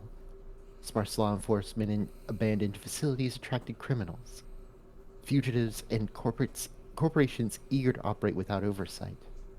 Akaton has no centralized authority other than the Pat Council, and those steward-operated bulwarks provide shelter and supplies for those in need. Their influence is limited. Power is held by gangs, outlaws, and corrupt corporations. Many residents are forced to fend for themselves, and salvaging is a necessity of survival. Actually, yes, stuff moves across the planet in ground transports that get rated a lot. True. All right. A day in Morrow. Morrow, the so-called City of a Thousand Lights, is the cultural heart of Akaton. Climbing the walls of the miles-deep Idao, Idao Rift, let me call no, I'll pronounce it like that. Mm-hmm. Idaio Rift, there we go. Morrow is a dusty and glittering metropolis of tiered stories, homes, and workshops carved into the cliffside and lit by millions of street lamps and holovid billboards. Elevators scale rugged walls, power lines crisscross the canyon, and drones and hoverbikes buzz through the air. Heavy bass pours from windows, punctu- uh, punctuated by roaring engines and the constant chatter of multitudes. Graffiti covers most surfaces, as much an art form as a conversation between territorial gangs. Nightclubs and hoverbike races are the hottest entertainment, and street foods are an ever-trending cuisine. Morrow is a melting pot of survivors who create new art and technology, innovation born from stubborn defiance, clashing ideas, and unconventionality. Marrow sounds like an interesting place, all right. Definitely a lively center for this post apocalyptic planet. The important faces. The most feared person in Akiton is Samai Ike, an intimidating female Shabhad warlord. Thurl of R, who overthrew the previous Thurl in a deadly coup. Shamai plans to expand Arl's territory, hiring warriors willing to hunt monsters, fight raiders, and kill on command. Jelaya Crate, clever non-binary Hikuli human business magnate, CEO of Skajabal Spaceflight Systems, is the wealthiest citizen in I'm sorry, Akiton. what? Senjabal? CEO of Senjavel. Okay. Sorry, did I mispronounce that initially? I think I heard Kajavel, and I I was said like, "Where's the Kajavel. K Oh coming god, from?" that is on It me. sounded like it. Like that could have been me. That could have just been me. No, you're probably right. Sometimes I say K's instead of S's, apparently, on a few notes whenever I'm reading too fast. Hmm. Their generous investment in the arts, culture, and city infrastructure have ensured Morrow endures on the edge of the world. The anonymous owner of the Bitari Tech Industries, known as Dr. V, a ruthless, unidentified, completive scientist, manages dozens of high tech research facilities engaged in dangerous and unethical projects. Kenda Corey, Face Smash, cutthroat male Vesk's factory boss, manages the Norkama Syndicate starship factories, whose dangerous work conditions have caused countless maimings. Kenda Corey by Starship Parts, no questions asked. Akutan's greatest success story is the Nurkropt family, a Yoseki clan who ascended from poverty to obscene wealth thanks to the discovery of Nurkrop Rickpit, a buried wreck so full of treasure they couldn't haul it all away. Prominent Nurkrops include Zakar Nurkrop, an optimistic male Yoseki enterpriser, owner of aerial luxury gambling resort Five Times Fortress, and Milam Nukrop, a kind-hearted female Yoseki engineer, founder of the Dust Warren Cup, a multi-day boat race across the Dust Warren Slit Sea. Interesting. Real rags to riches story for the rat folk in this world. All right, which leads us to the use of Akaton in campaigns. Akaton is a backdrop for gritty stories featuring desperate protagonists struggling to survive or activists fighting corruption and greed. Encounter mode. Everyone in Akaton wants their pound of flesh. Cruel raiders, greedy pirates, sly rivals, ruthless bounty hunters, and vicious wildlife. Junkyards and cities are infested with monstrous pests such as Kfax. Kefex? I want to say Kefex. Yeah. Dust mantas glide above deserts where hungry supengas sprout from the sands, and arabucks range across polar ice caps. Exploration mode, adventurers might explore rundown settlements, red-painted deserts, craggy canyons, and arid plains. Weather is harsh. Dust storms and severe heat are commonplace in the desert, while snowy cyclones twist across the polar ice. Outside settlements, starvation and dehydration are real threats, and though land vehicles speed up travel and technology is rampant, it's also outdated. Gravity is low and the atmosphere is thin. And in downtime mode, characters might build tech from salvaged scrap, known as junk tourism, or seek entertainment at cantinas, junk races, bloody gladiator matches, and dream parlors. Safe to say that you're probably going to see more of this in the other, breakdowns of these various other locations. Oh So, yeah. do you want to go through all of them, or do you want to be like, okay, here are this is this type of venture. Here's what you should, here's what probably you're going to be running up into. Here's the first one that they list, that and how it would look like to run a campaign there, and then we just move on to the next one. I like that idea. That way we can save time Okay, because all right. we've got a Yeah. Paste here, and we probably got another one. Yep, Daragox 4. There might even be the Diaspora. Hmm. Oh wow, there's. Oh god, there was There's quite a 5 or lot. 6. Oh no, they give a lot of good ones actually. Yep. High tech. Here we go. Oh, let's take a look at that art real fast. Oh yeah. Oh boy, look at that. That just looks concerning. Either someone's getting a major upgrade or someone's getting vaporized under that thing. Alright, so, why don't you take it away for high-tech adventures? Okie dokie. For high tech adventures, technological ruins scattered across the packed worlds by ancient spacefarers, massive spaceships of unknown origin, and ancient architecture crashing into desolate wastelands of a red planet. An entire world populated by machines, locked in an eternal debate on whether to await the return of their progenitors or seek their own destiny. Mysterious codes that underline the universe, waiting to be deciphered by tech priests and reality hacking spellcasters. Divine beings who oversee technology, computers, infospheres, and machines. In a galaxy filled with gadgets, holoads, spaceships, and laser pistols, countless technological wonders are still awe inspiring greed, mystery, and adventure. High tech Starfinder adventures often take place in cities filled with technology, or even entire planets like Abalon, practically covered in machinery.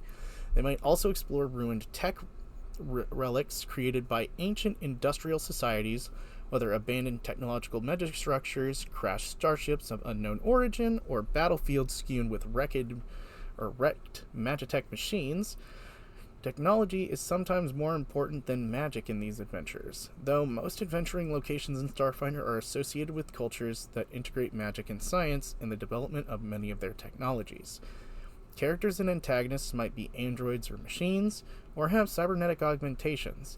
They could get involved in highly philosophical discussions about the nature and the fate of people who happen to be machines or ignore spirituality. You might downplay magic.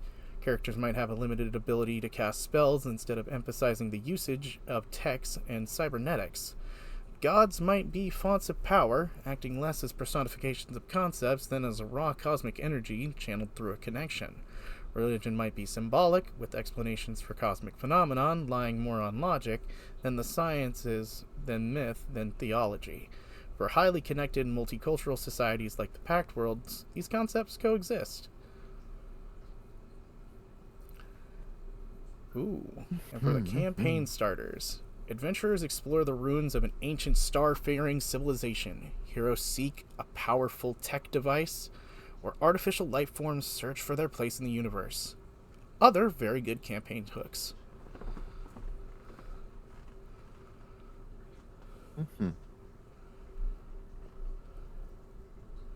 You got this far. It's like, Oh, okay. you may as well finish off with campaign hooks, and then I can just Fair enough. adventure hooks, and then I can just start the next one. Gotcha. A mysterious starship crashes into a planet. Buried technology stirs, causing havoc on the surface. A village of machines hire adventurers to protect their treasures. A factory creating dangerous tech malfunctions.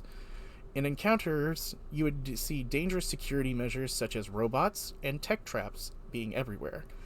Enemies have impressive firepower, and treasures might be powerful Magitech relics or cutting edge tech. For exploration, high tech adventures might explore Magitech ruins or investigate dangerous industrial facilities. Camera surveillance and biometric locks are probably everywhere. A character might seek new technology and spend time tinkering with new devices in their downtime, and they just might browse the infosphere or relax by playing a vid game. Okay, so looking through this stuff, I'd say that whereas the first one gave me feelings of, how do I put it? Uh, gosh, of Shadowrun, high tech. I want to say Kind of cyberpunk? maybe not cyberpunk per se. Oh, yeah, that still falls into the dystopia line a little bit. Yeah. Like, a part of me wants to say somewhere around Star Trek, Star Wars, where Kinda. a lot of the stuff you're dealing with and solving stuff with is technology. True. And those that are innately capable of certain things have different philosophies or different kind of stratagems, like the Jedi and the Sith all draw from the same power with a different mindset. Yeah, I mean, putting aside Jedi, but I mean, this whole thing of just like, hey, you got spaceships, you have space stations, a lot of places you visit will have pretty much technology everywhere, True. and is and pretty much to solve a problem on hand, it very much is a case of, well, we got to fly our ship to blow up this thing here, or we've got to, you know, We've hack got to the door investigate. or yeah, we have to get out of a sewage compact. Like just a lot, yeah, a fair amount of investigate, wandering around places of high technology, and so on and so forth. Yeah, I could definitely see the argument. I Hmm. definitely argue more Hmm. Star Trek then, because a lot of that Oh is yeah, high tech absolutely. solution versus. High tech problem. Oh yeah.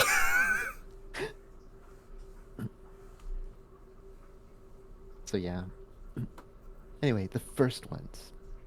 Perhaps no greater mystery within the Pact Worlds is the sorry. There's perhaps no greater mystery within the Pact Worlds than the one surrounding the original creators of Abalon's robotic population, the origins of the so-called First Ones. Most known for seeding the Enosite robots on Abalon, as well as the Pertices recently discovered in the Galarian system's sun, the first ones remain an enigma to the people of the Pact Worlds. Thought to be an advanced civilization from antiquity, perhaps on the same level as the ancient Kish or Civ empires, the first ones are far more mysterious, for even their true name is unknown to explorers and scholars alike. Wrecks and ruins are few, and their mind-bending architecture and deadly magic tech sentries make exploring and understanding such sites a dangerous task. There's no doubt that the first ones thrived in the Pact World system at some point, since their actions seeded Abalin with and the Sun with their robotic children. Smatterings of the first one's intervention can be found throughout the wider cosmos, forming a puzzle only the most dedicated tech priests and researchers can attempt to decipher. Recent events have led many Anosite scholars, watching for omens of their creator's return, to believe the first ones uh, are beginning a process of return to the galactic stage. A string of portents, a brief conflict on Avalon following the end of the Drift Crisis event, the discovery of the first one's technology in orbit of LaJork's sun, LaJock's sun, sorry, as well as the more recent crash of a vessel bearing the hallmarks of the first ones on Akaton, all point to an increased activity around this mysterious species.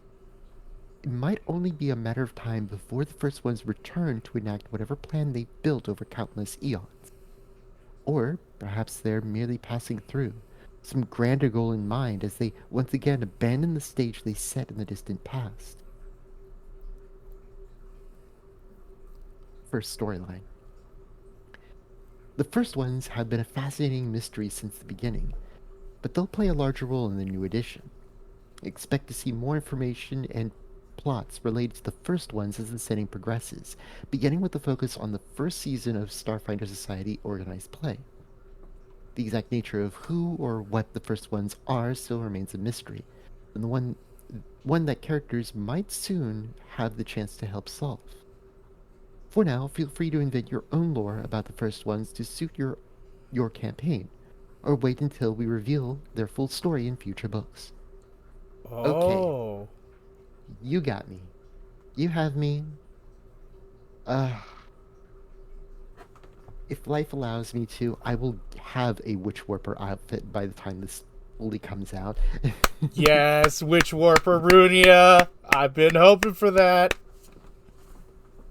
But of course. Ugh.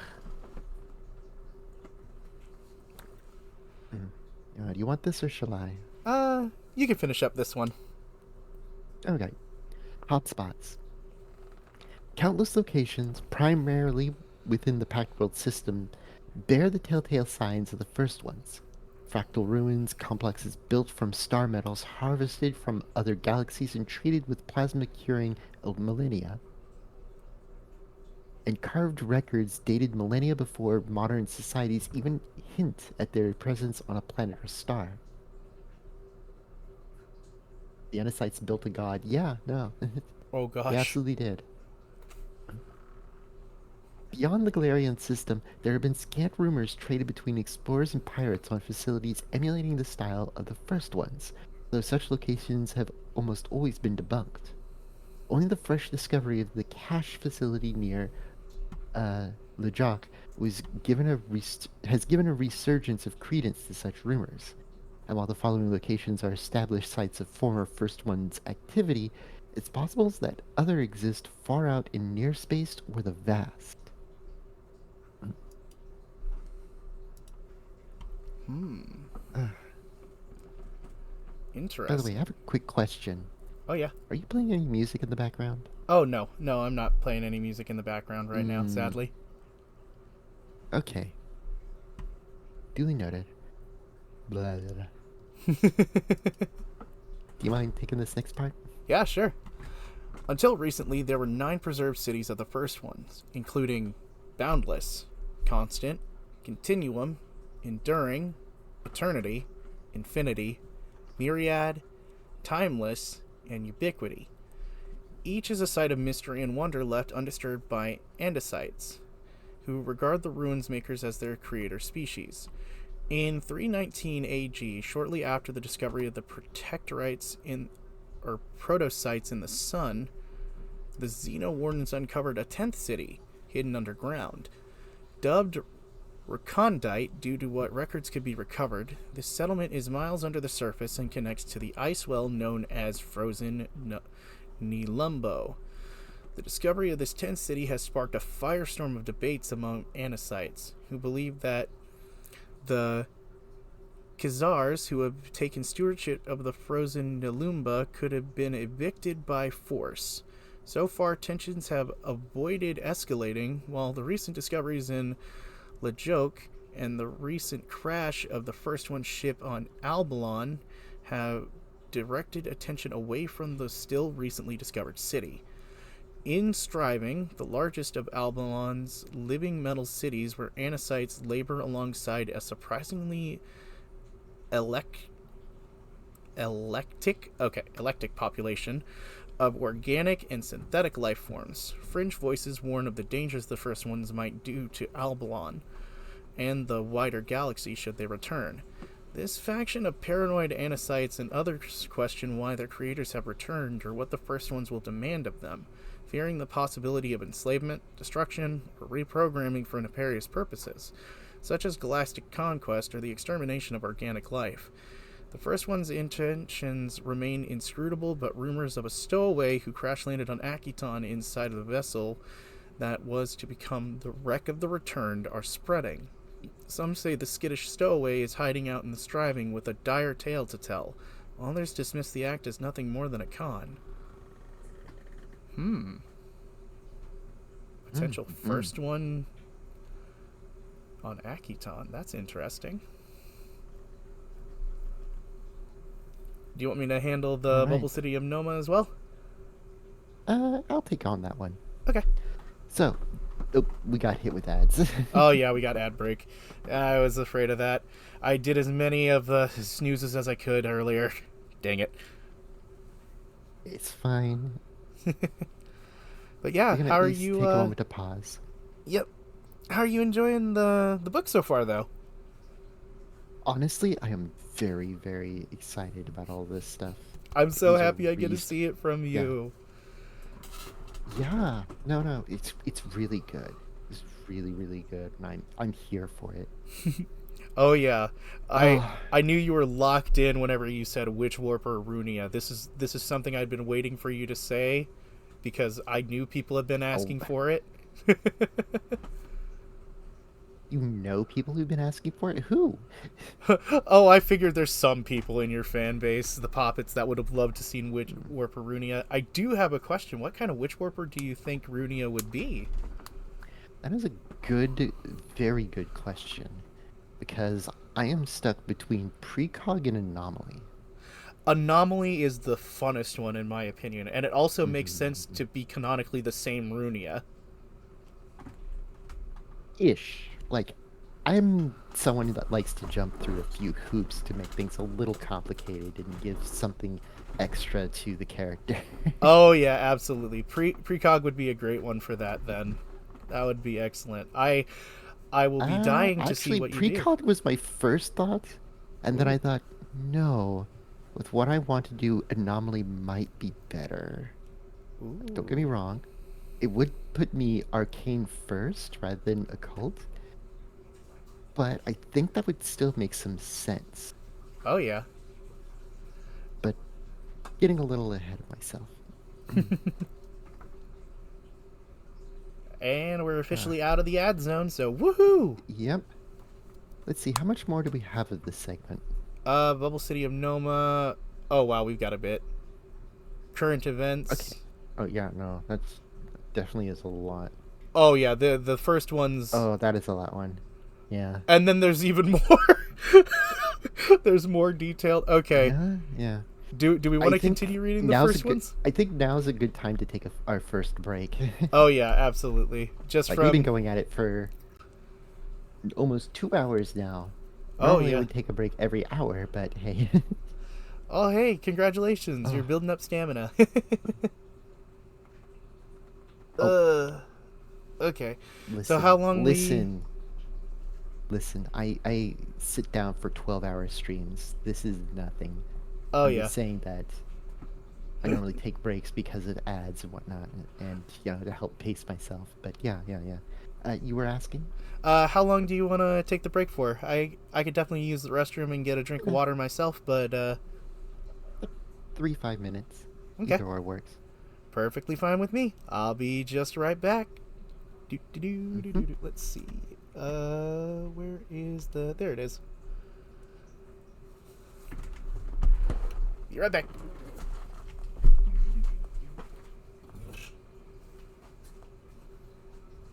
Hmm.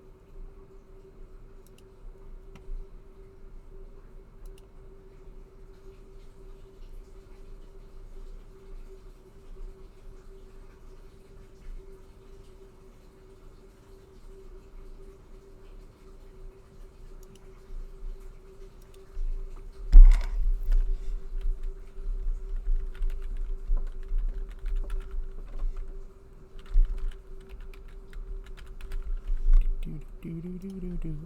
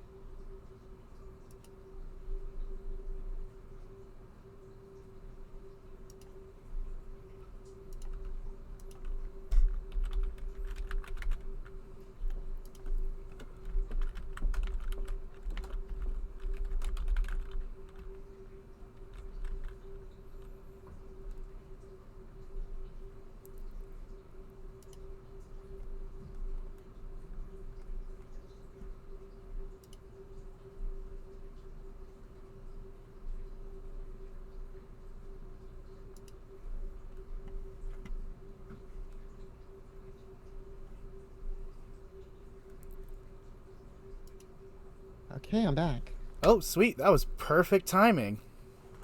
Mm. Okay. So we were at the Bubble City of Noma. Do we want to finish up this kind of blanket statement before the campaign stuff and then hop into the next one, or what should we do? Mm. Yeah, let's finish up this little segment first and then probably hop on to the next one. It's definitely a lot. Oh, yeah, they've got a ton here. They have a lot to chew on here. It's amazing. I love it. But we are largely just, how do I put it?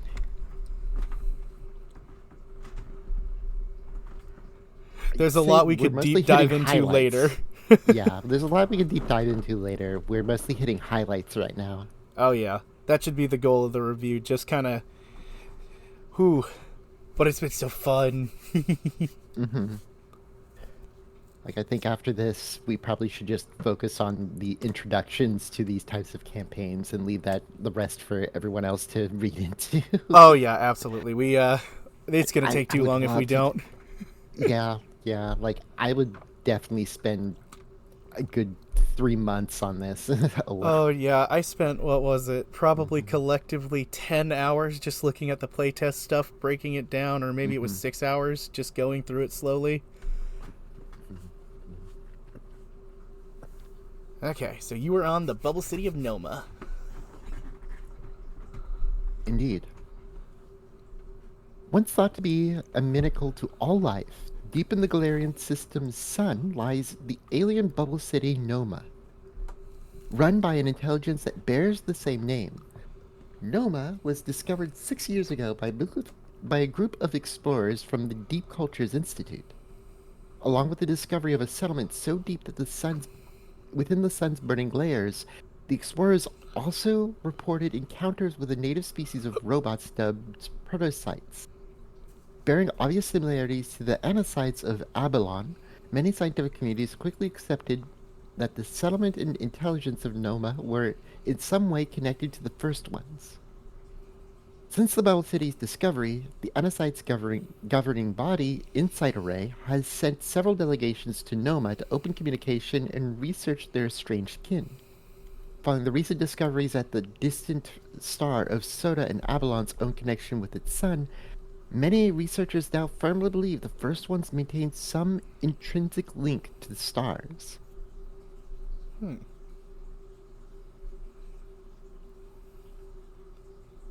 Now, Lajok, homeworld of the Balaks, the planet Lajok orbits the dying sun Soda in the vast. The sun's diminishment has had a dramatic effect on the Volaks, though it was only in a recent investigation performed by the Starfinder Society that revealed Soda's accelerated death wasn't a natural phenomenon. And this problem wasn't confined to the past. In fact, a First One's way station remained concealed in orbit around Lajok's waning star. Discovery quickly led to further collaboration between Valax and the Society, but also meant the involvement of outside Anasite forces interested in discovering any secrets the First Ones may have left behind. Recently, A powerful ritual resurrected Soda and returned life-giving light to the planet, but the further ramifications of the ritual will remain unknown for a long time. Dubbed Cache by the Starfinders who discovered it, the orbital station appears like a disjointed collection of silver spires that didn't maintain a standard orbit around the sun, but instead moved erratically under some unknown gravitational propulsion system. The first team to enter the site experienced extreme time loss, believing they had been in the structure for a week, while only a few hours had passed outside. Consumption of rations and the energy depletion on equipment seemed to confirm their lost time, however. So that largely meant not an illusion. Oh, yeah. Inside the structure, the Starfinders dodged and deactivated unerring automated defenses and experienced supernatural effects that distorted their sense of reality. Upon their return, the team managed to acquire some data, which included blueprints for a starship related to the mysterious vessel that recently crashed on Akaton. Huh. That's that's an interesting connection to have immediately. Mm-hmm.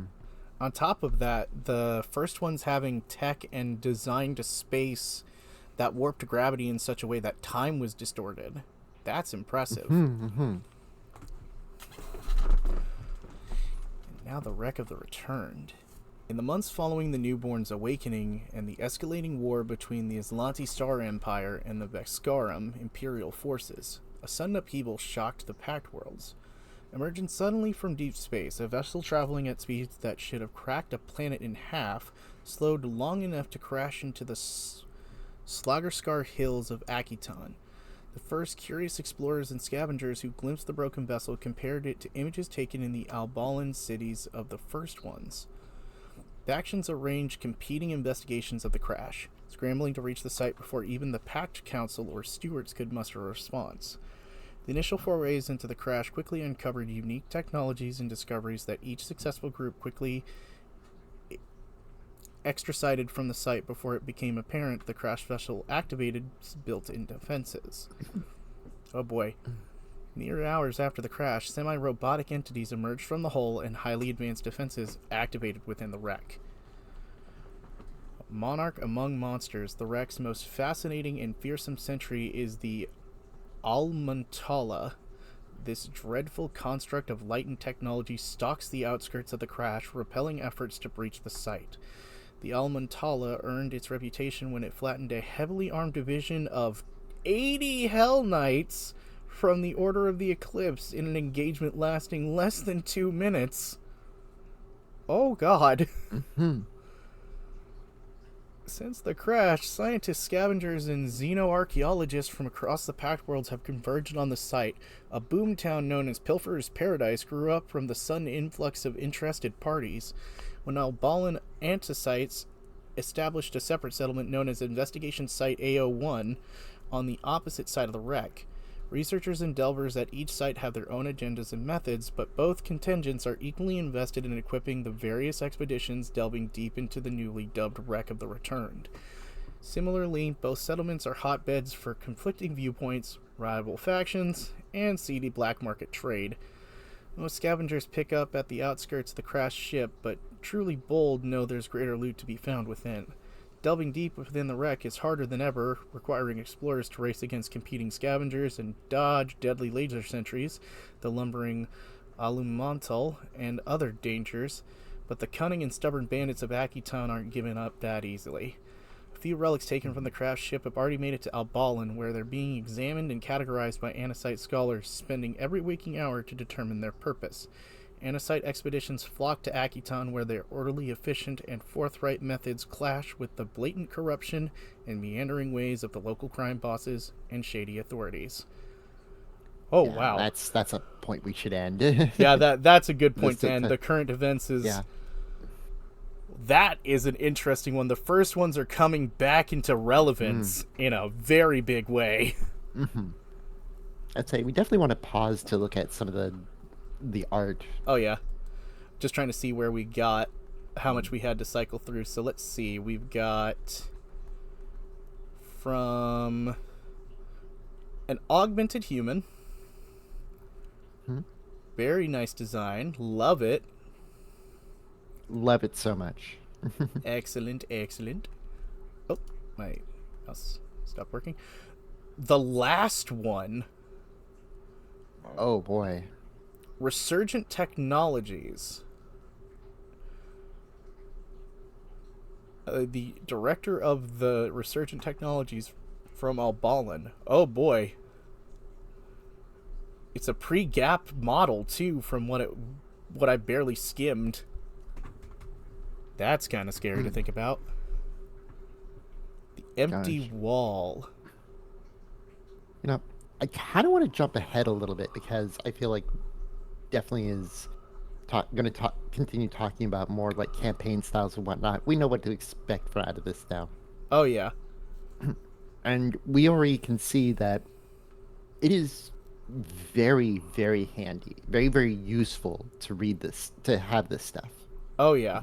And we've got 5 different categories left that Yeah, we could I really look love into. their choices here. They chose Fantasy good ones. adventures. Yeah, fantasy adventures, very important because fantasy is part of Starfinder. And more often than not, you might find yourself on a planet that isn't up to speed with your technology and is heavily invested in magic. Oh yeah. And And you that's going have to to be an think of interesting meander through it, that. oh yeah, and then you have to play with like limited supplies or worry about the fact that you need to adapt to your environment to handle situations because that's just what you've got to do in those moments to mask the Yeah. technology level of Outer Worlds. Now, I think the best example of that kind of adventure would probably be Galactic Naval Officer becomes an adventurer. Oh yeah, or in reverse, if we think about Pathfinder and Starfinder compatibility, a witch warper being an anomaly thrown into the past for one of their archetypes. That would be a really good one, and being stuck on Galarion in its ancient era. I mean, kind of, sort of. All sorts of weird and fun things. So we could go through all of these, but let's see what the ports of call are, Now, of where course, these major locations are. now, Into the Unknown definitely would be more Star Trek adventures, Ooh, where it's yeah. like, okay, all right, we're spending 5 years into unknown space, exploring and whatnot. Yep, we're For designing. adventures, plenty of that. You can just you've got your Dead Space, you've got your Event Horizon. Yeah, we've got the newborn being a major reason for potential horror. Yeah, and weird adventures where, the universe is weird. I Oh mean, no, I Galarian stepped was to the plenty goop. weird enough. Yeah. Ooh, the Vexarum have an empress apparently. I didn't actually know that. Oh, yeah. Heck yeah. Actually, I kind of want to just see what the weird adventurers image is. Oh, sky whales. I'm okay with that. I mean, yeah. Sky Like, you whales. have to understand, there is all manner of life that exists out there in the vast. Oh yeah. Now I'm just thinking like Magic the Gathering and everything, and I'm thinking of an Aether Squall whale, which is just a whale that uses Aether to fly. God, that's so beautiful. But yeah, we could go through all of those, but let's see these ports of call now. Let's see where these major stations are. And it seems like we're starting with the Absalom. Absalom, yeah. Ooh. Settlement. Okay, you've got So I more think it Pathfinder might, stuff. like, all right. First and foremost, let's go back to the what do you call it? The table of contents there, because after selecting it, should have a bigger breakdown. Yep. Yep, hotspots, current events, culture, Dan Absalom Station, The Adari, Dara. Second City, Starlance, and backgrounds associated with them, which is a perfect place to put them.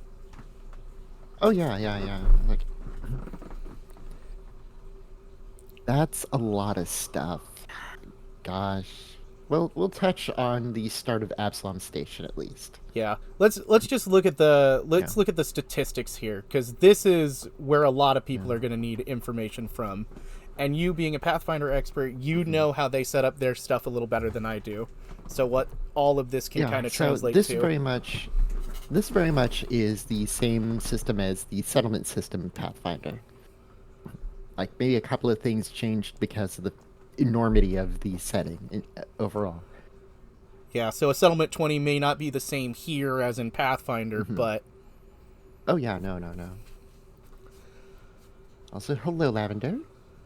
oh, hello. I'm doing good. How are So you yeah, doing, Lavender?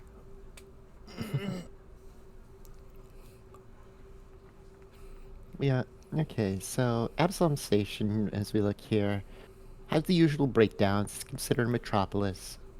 I mean, considering it's a massive space station, that's a bit of an understatement, and yet not inaccurate, considering that it's replacing a planet. It's not nearly as big enough as a planet, but it's still holding its same orbit as the planet would have. Yeah, and it's sitting at almost 2.5 million for a station alone. Oh yeah, which, hey, that's about, I'd say, what is it? Like, make that a good chunk of the U.S. population, really, Oh if yeah, not if not less than that, yeah, or absolutely. equal. I don't know.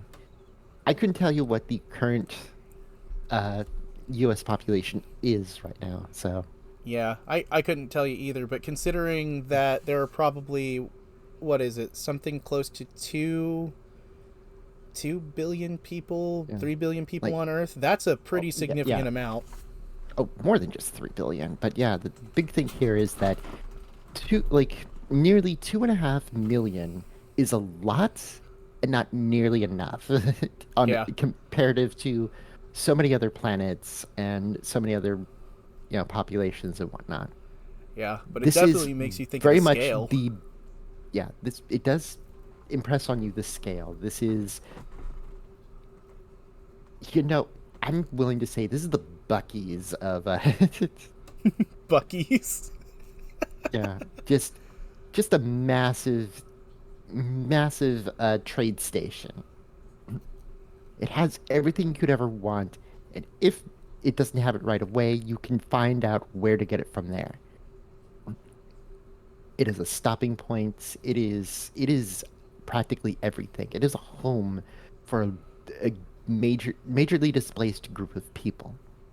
Oh yeah, and our population percentages. We've got a government Yeah, executive by the Syndex Guild being the main form of governance of the Absalon station. yeah. Primary executive advised by a council, which is the Syndex Guild. Yep. And we Any and all languages can be spoken here. Same with religions, they're very accepting of that. Threats to be found on the station: energy instability, gang warfare, the ghost levels, life support system failure, monster infestation, the usual stuff you would find in a fantasy space game, really, yep. and on a station. And we've got three major people to that Hmm. we have the Prime X, which is Hmm. a female noir soldier, which is the current Prime exec. Hmm. Nick Knack, the fast-talking male Yoseki mechanic, a retired Starfinder agent, scrapyard owner, and tomato connoisseur. Okay, that's funny. Naz SK, a calculating gender-fluid human psychic from the Eyes Wide Agency branch manager and gang leader of the Eight-Legged Cat. Ooh.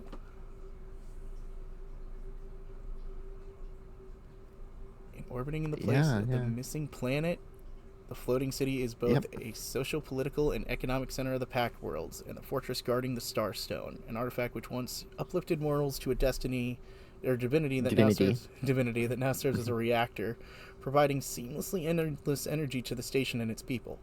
It's also a powerful drift beacon, allowing for travel between the station anywhere in the galaxy in less than a week. Also, further elevates the Absalom station's role in the galaxy as a premature hub for travel, or preeminent hub of travel, trade, politics, and culture.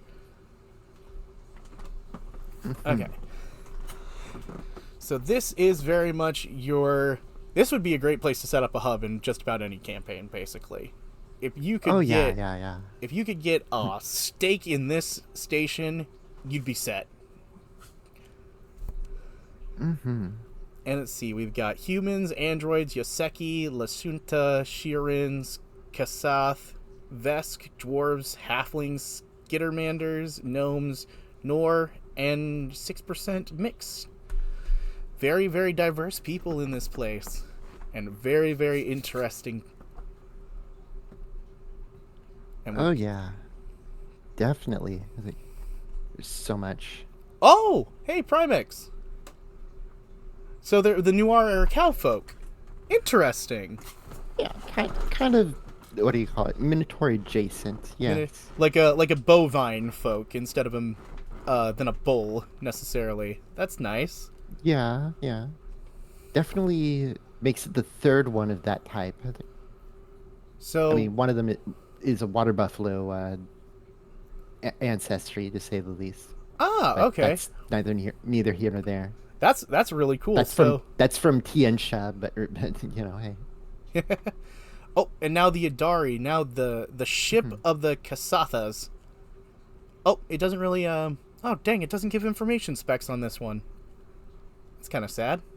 Well, I mean, Absalom is, gosh, was a thing.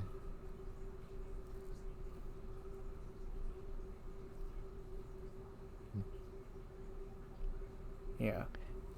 Like it's a Absalom. major station, yeah. Like which basically it's only a settlement, you know, by Yeah. comparison. Ayudara, is it just a ship or is it a fleet? It's it is a world ship, so it is a major Yeah, it's a class world ship. ship. Okay. So I was wondering what kind of size settlement this would equate to, because the if the Kasathas, like Mhm. they were saying earlier, are debating revamping the ship and leaving the pact systems, that's that's a lot of people that they have to cover on a lot of different Mhm. planets. So I was wondering if they had a scaling for that. Kind of sad they don't, but that is nice that they have it as another major waypoint here. Hmm. And the red planet Oh, we got ads. Akiton. Oh, ads. Let's see. What else can we By the find way, though? is Lavender a problem person? Uh, kinda debatably. They begged me for money at one point, and I I've ignored them since. And I I've never been good at blocking people or banning people. I feel bad doing it, even though I probably should. But let's see. I am kind of wondering if they have like a denoted location of where the Adari is kind of settled. Mm. Ultimately, oh, there it is. It's right here. This is what I'm looking for.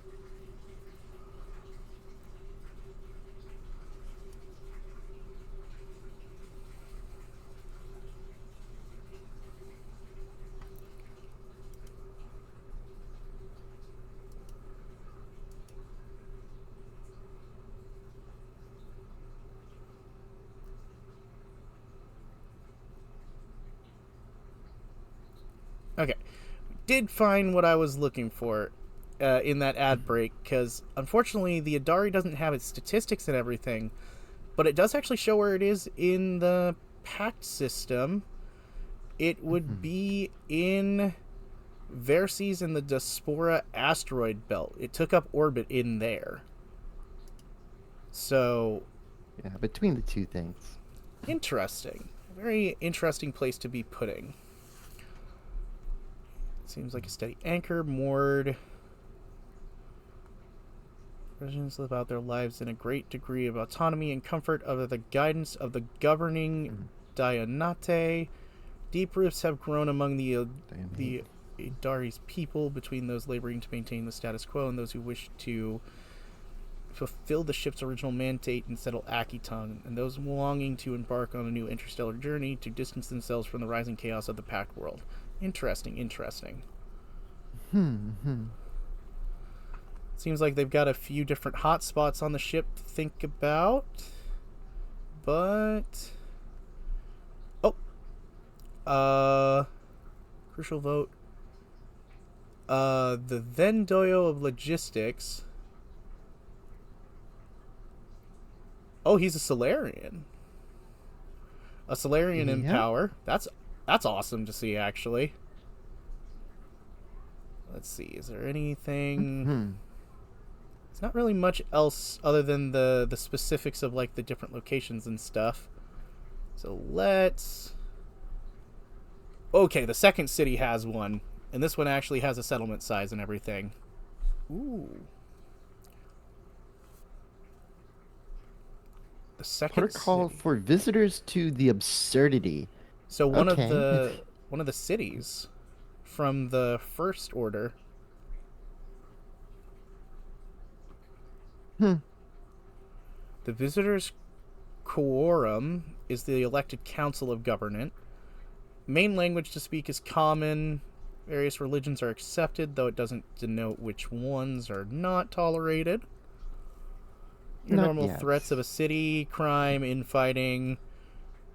The Lictic Nur cooperatives. What Lictic corporations? or corporations. The Lictic Nur corporations. Okay. Countless visitors pass through daily. Most equip up to level 15 that's uncommon outside of its home civilization, such as the Alonsi Aether rifles or the Vescarum weapons, is available for purchase. Oh, Hmm. that's actually kind of scary. Okay, what does this actually mean? Because Incensed, as in, incensed. Okay, yeah. I had almost misread that as something worse. Oh boy, It incensed. means to be just angry, enraged.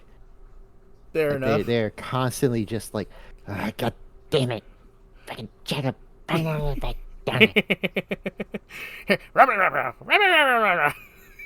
That kind of. He always seems angry. Yeah.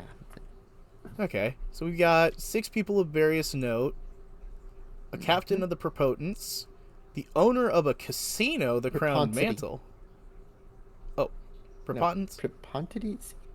Prepotency? Yeah. Prepotency. Yeah. Heidi. Venture captain of the local Starfinder Society Lodge, Mm-hmm. high ranking member of the Second City's criminal underworld, the Paramount, owner of the Twilight Eatery, and Hmm. host of Travis Talks, a local talk show that interviews visitors of the absurdity. Aw. Just a cute little precious bean. Uh-huh. Okay. So, Okay, let's see. Oh, hey, the casino owner is a Sheeran. well, yes, it said as much up Oh there. no, well I mean in this kind of Sheeran from the looks of it. The a very what do I want to describe this insect like specifically? I'm trying to think. It doesn't have like the plating or anything. I'm trying to. What kind of bug does this Something we remind can me work of? on later. Yeah. Just a small little eatery. That's funny that got such a Mhm. big mention. Ooh, Starlance. A Sure. luxurious spaceport. Playing Starfinder, that's awesome. We're looking through the book. Oh yeah. Hopefully I'll be playing Starfinder in the Mhm. future. Fingers crossed. Oh, absolutely.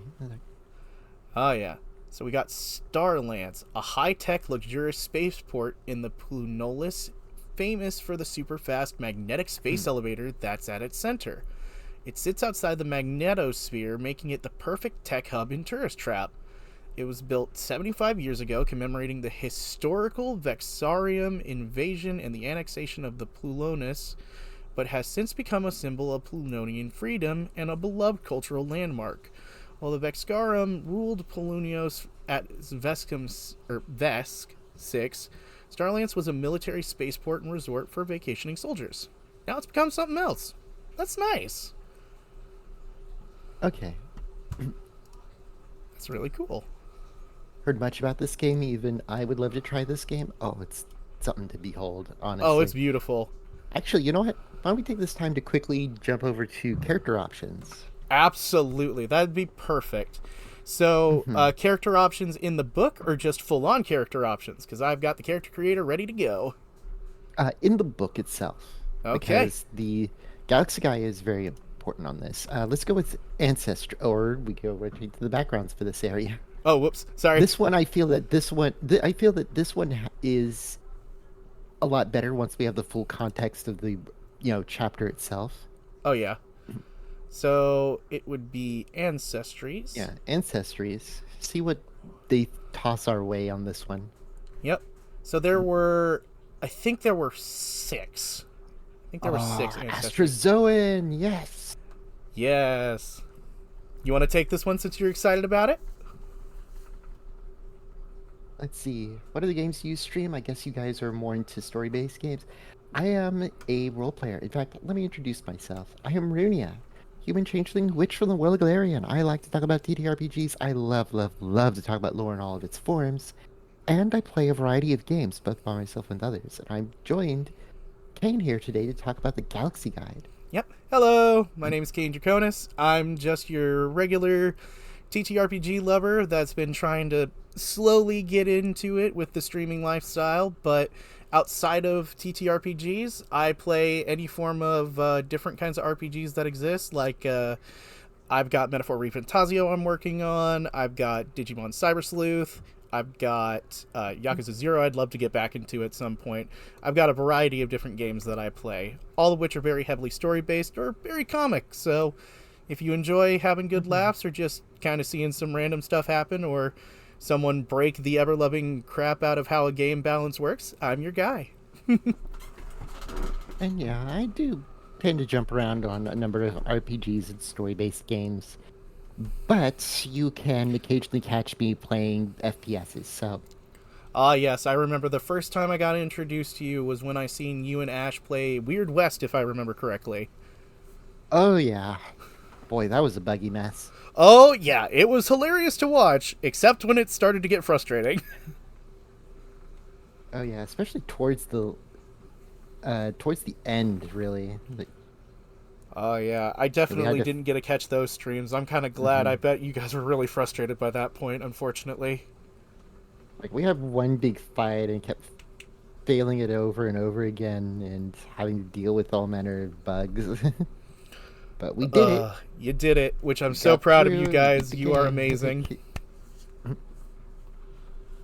uh, but yeah, having bugs where a creature mashes you and you just phase through the ground and it's like, okay, no, Oh, that that's happened. that's that's something to do with okay, a little bit of game knowledge here.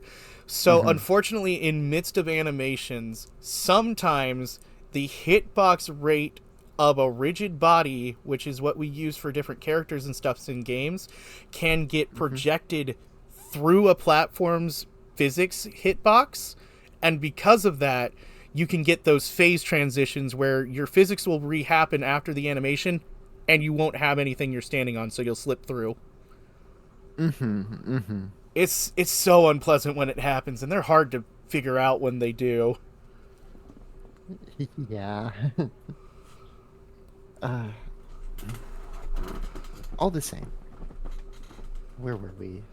Yeah, first and foremost, Astrozoan. Admit, when I was looking through first edition, Astrozoan was the biggest thing for me of something I wanted to play.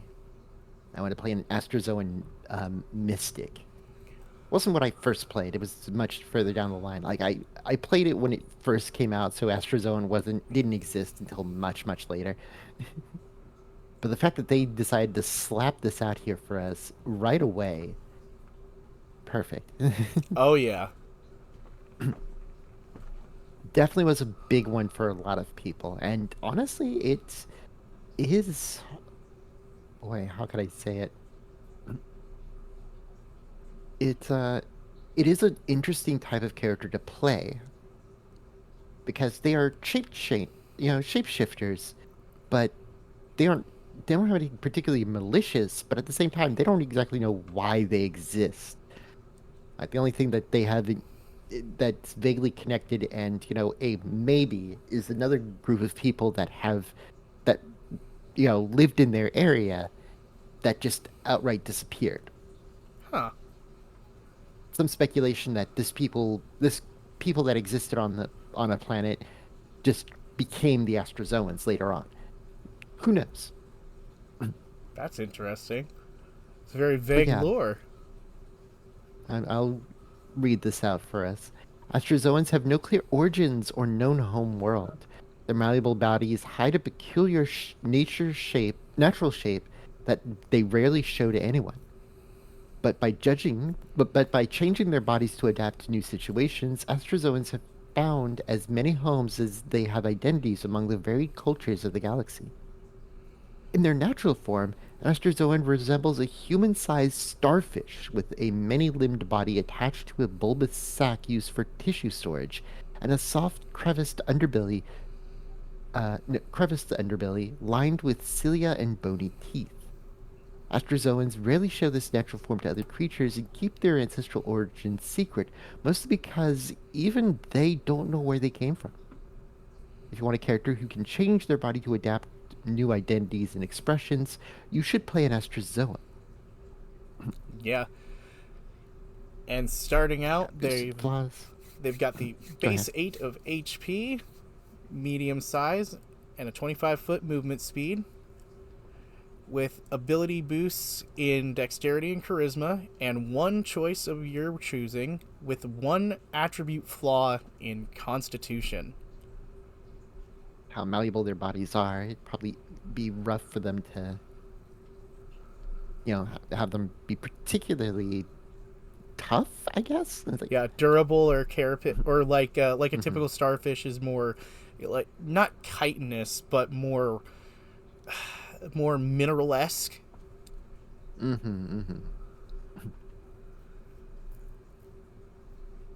And then we've got one common language and a regional language of your choice. And as per every Starfinder and Pathfinder race, additional languages equal to your intelligence modifier, if positive, which is nice. Now, base kit, it comes with low light vision and change shape. You can transform into a small, medium, or large ancestry you know with any features you choose. For example, you can choose your body type, gender, and other details with the normal range for that ancestry. This shape may resemble a specific individual or be completely unique to you. Using change shape counts as creating a disguise for the impersonate use of deception. You can remain in the shape indefinitely and can shift back to your true Astrozoan form or another shape using this action again. If you die while using an alternate shape, your body slowly shifts back to its natural form. Which is really cool. And then they give a nice little few examples of what you might think of yourself and what others probably think of you, like revel in the experiences of new cultures while you play an Astrozoan. Enjoy shifting between identities to suit different situations, or only reveal your true natural form to your closest friends, while others possibly envy your shapeshifting and believe it's effortless, when it's most certainly not. You're surprised by your knowledge of other cultures and struggle to recognize you in all your different shapes. Mm-hmm. Now, do we want to go Gosh, through the physical description? it reminds me of one particular little web comic of a character that has like a plague doctor's mask coming down to sit with his the rest of his party, and it's like, wait, you're eating with us? It's like normally you just eat in your own room. It's like, yeah, well, I figured I need to change of pace, and you're all leaning in because they've never seen his face before. And he And then drinks he in the mask. takes off the mask, and he looks exactly like the party's fighter. And it's like, Oh, it's God. not fair if you shape change your face to look like me.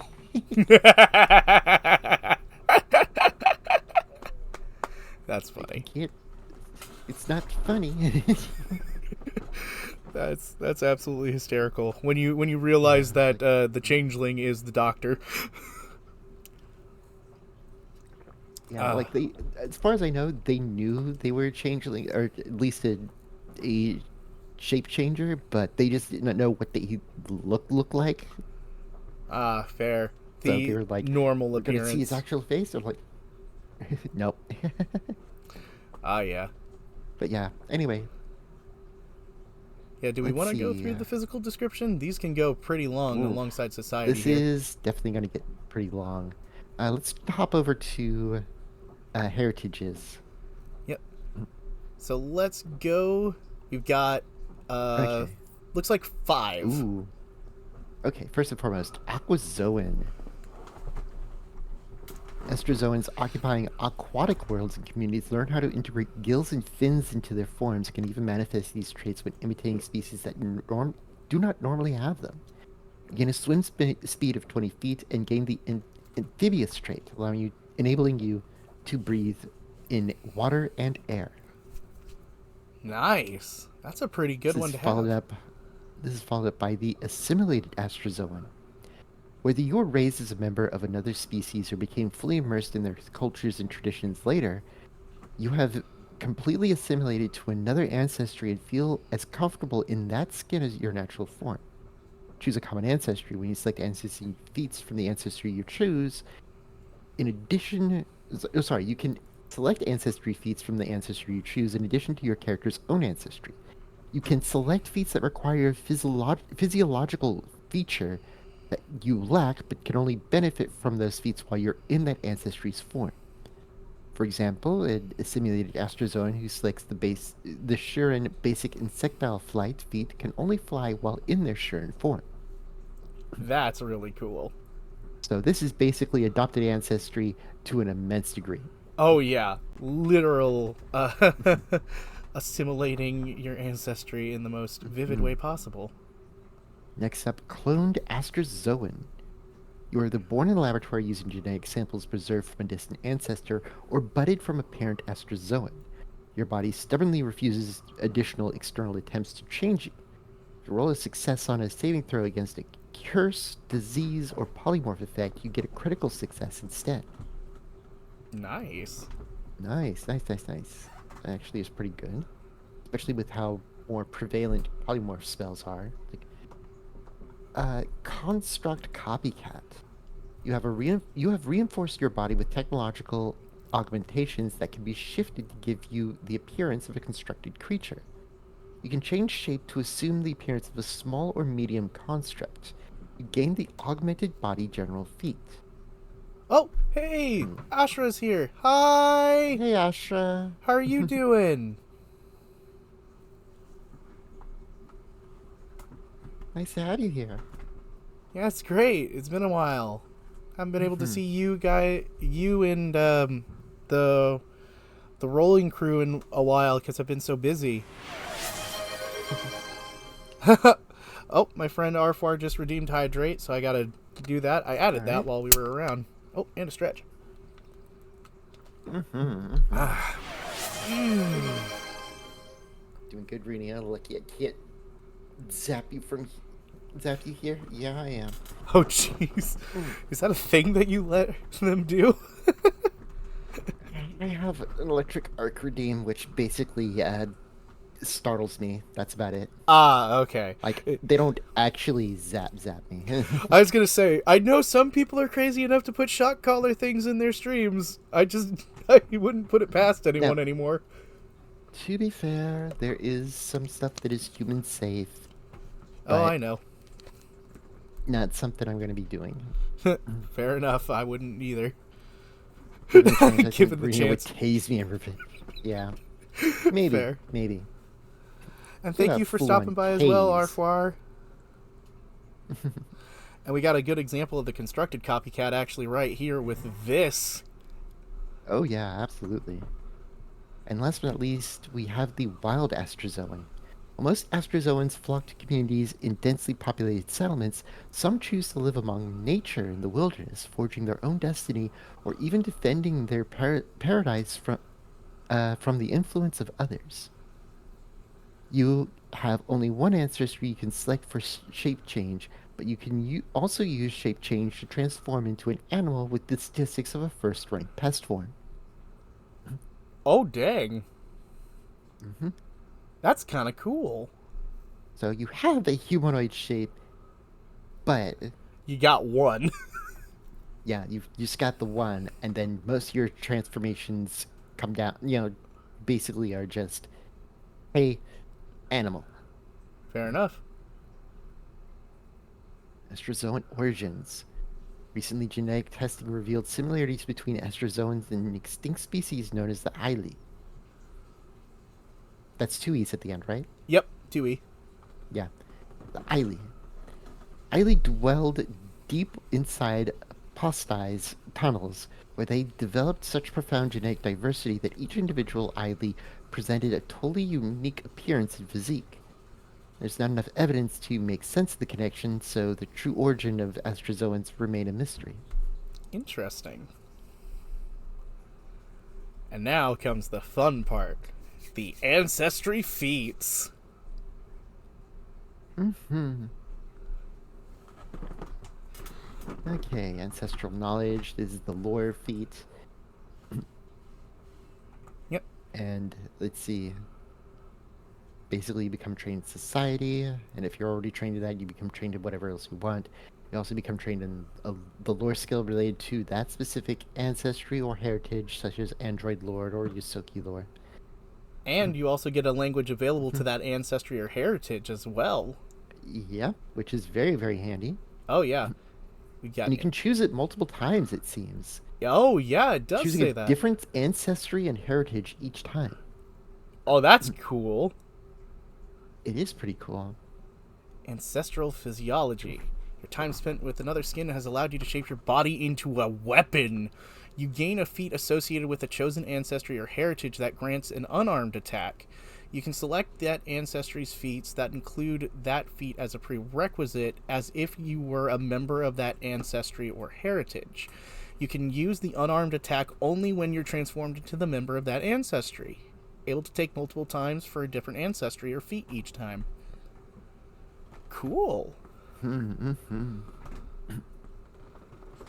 Ancestral weapon familiarity, pretty much like weapon familiarity with most other ancestries, except this time it's like choose one, you have those.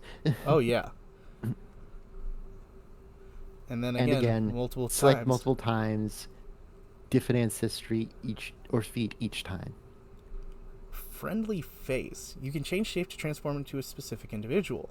As long as you've studied the individual for 10 minutes, creatures you do not interact with will not suspect your disguise, unless your behavior is markedly different, or the creature has an intimate familiarity with the individual. That's a good improvement to your shape changing abilities. Mm-hmm. Next, we have pungent astrozoan. You emit the reeking smell of rotting meat when you disgorge your stomach. While you can thoroughly mask the scent by shape shifting to eat like other species, disgorging your stomach to intentionally emit this vile odor can come in handy when you're trying to dissuade predators, whether they are hungry beasts or murderous mobsters. You become trained in deception and gain the lengthy diversion skill feat as a bonus feat, even if you don't meet its prerequisites. When you can critically succeed at creating a diversion, you continue to remain hidden after the end of your turn. This effect lasts an amount of time, depends on the diversion and situation as determined by the GM, minimum of an additional round. Not bad. Ooh, reactive shape shifting. On initiative roll, you can change at a moment's notice, change shape, and gain a +2 circumstantial bonus on triggered initiative roll if you use deception to roll the initiative. Ooh. That was another thing that I was curious about. You can use different skills to roll for initiative in this system, and I really like it. Is that the same in Pathfinder 2e? Yes. Ooh. Like, that's the whole thing, really, with initiative, that the base skill to use is perception. However, depending on how, the events leading up to the roll for initiative, you might be allowed to roll something different. For instance, if you were in the middle of diplomatizing with someone, and then, knives get drawn, well, the person in question draws a knife on you, then you use diplomacy if you so wish, because that Okay. was how you were starting everything. Now, sometimes it could be a matter of, okay, I take a moment to scare everyone first and probably goaded them into attacking me. Or maybe I busted down the door. Then, hey, you've got intimidation or athletics for those respectively that you can choose from. Or if you're coming in from the sidelines acrobatically from the ropes, you could use acrobatics for your Hmm. initiative. Stuff like that. Yeah, pretty much. That's really cool. Now, granted, it is a case by case thing, and ultimately the GM has to sign off on whether or not what you're proposing makes sense and that they can do so. True.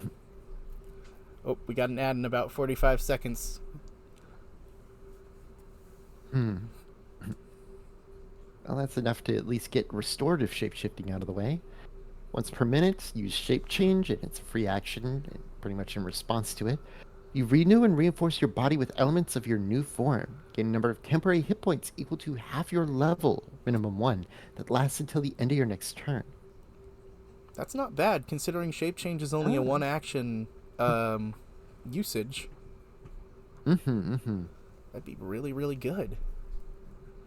Okay, and after these ads, we'll read Shifter's Eyes and continue on because there's a lot of first level feats for this heritage. Oh, yeah. They didn't hold back on this one. Oh, they definitely didn't, and I love it. This is feeling like a core ancestry kind of level of love and dedication. Oh, yeah. This is, I'd say the same probably applies for a bunch of these ones, but this one, especially because it has such a variety to it, 100% it needed this level of care. Mm-hmm, mm-hmm. Ready, baby? Oh, hold on. I'll be up whenever I'm done. Okay, that's fine. I just want to let you know it's ready. Okay, love ya. Okay. Family was telling me supper's ready. Oh boy, oh boy. All right. What do you think? More than like 3 more minutes, and then we'll call it. Yeah. Because I don't want to keep you away from supper too long. Oh yeah. We could, you know what? We could continue this more later because I love this. This was really fun. All right. Well, find another day, I suppose. Yep.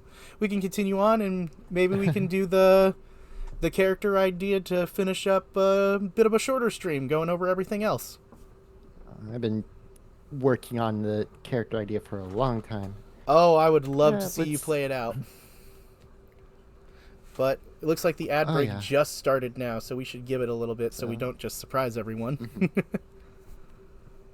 Yeah. Like, have a target for a raid in mind, or do you not do raids? I can do a raid. I just haven't set it up just yet.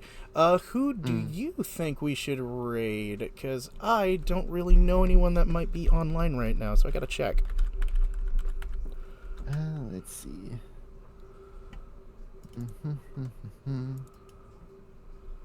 I'm double checking on my end. Ooh. Let's see. We've got McMorgan Oh yeah. currently streaming, as well as Braca. Oh yeah. I'd love to raid Braca. I'd love to raid Braca today. Yeah, Braca is currently doing V Rising. Oh right, she was doing it with I think Maddie and them today. Yep. Okay. Let's... Ari, Madeline, and Gravewalker. Oh yeah. Okay, I've got her. Okay, I've got her pulled up. We're ready to raid whenever this ad break is over, and it seems like we're about to do it. Okay. So, we are gonna Alright. call it here tonight, folks. It has been a glorious time. We are gonna be OBS raiding is off showing. to yeah to Braca right now, and it's been awesome, Runia. Thank you for stopping by. Seriously, I appreciate it so much. Oh, it was a pleasure to be here. Yep. Thank you for so inviting let's- me. Sorry that Steam interrupted our ability to do the model share, but hey. Hey, it was perfectly fine. It was a blast while we had it. Mm-hmm. Okay. So let But me yeah. see. Does it start a raid countdown when I do this, or is it just going to immediately raid into Braca if I It will do start raid? a raid countdown because it's collecting people first. Okay. Let's get that raid countdown started. Okie dokie. Right. And we've got. We'll be 707, do you raiding have a raid in. message? Oh, I do not have a raid message actually. Shoot. Shoot. What should we do? Why not What should we make a Starfinder funny Raider? one? Starfinder Raider. Yeah. Okay, hold Yeah. on. Let me type that out. Starfinder raid. Okay, everyone, let's hit Bracco with that whenever we get in. I really need to come up with more stuff, but I haven't. Collaborations and stuff. I used to only do that with hats whenever we did it, and never really had anyone to raid into afterwards. So it's all new to me doing all this stuff. So again, sincerely thank you, Runia, for stopping by and having a good time with me tonight, and to everyone who came into the chat. Really appreciate you all. Hope you all have a great night, and I'm going to send you on to Braca now. Stay dreaming, everyone. Bye-bye! And raid. Bye. Yep,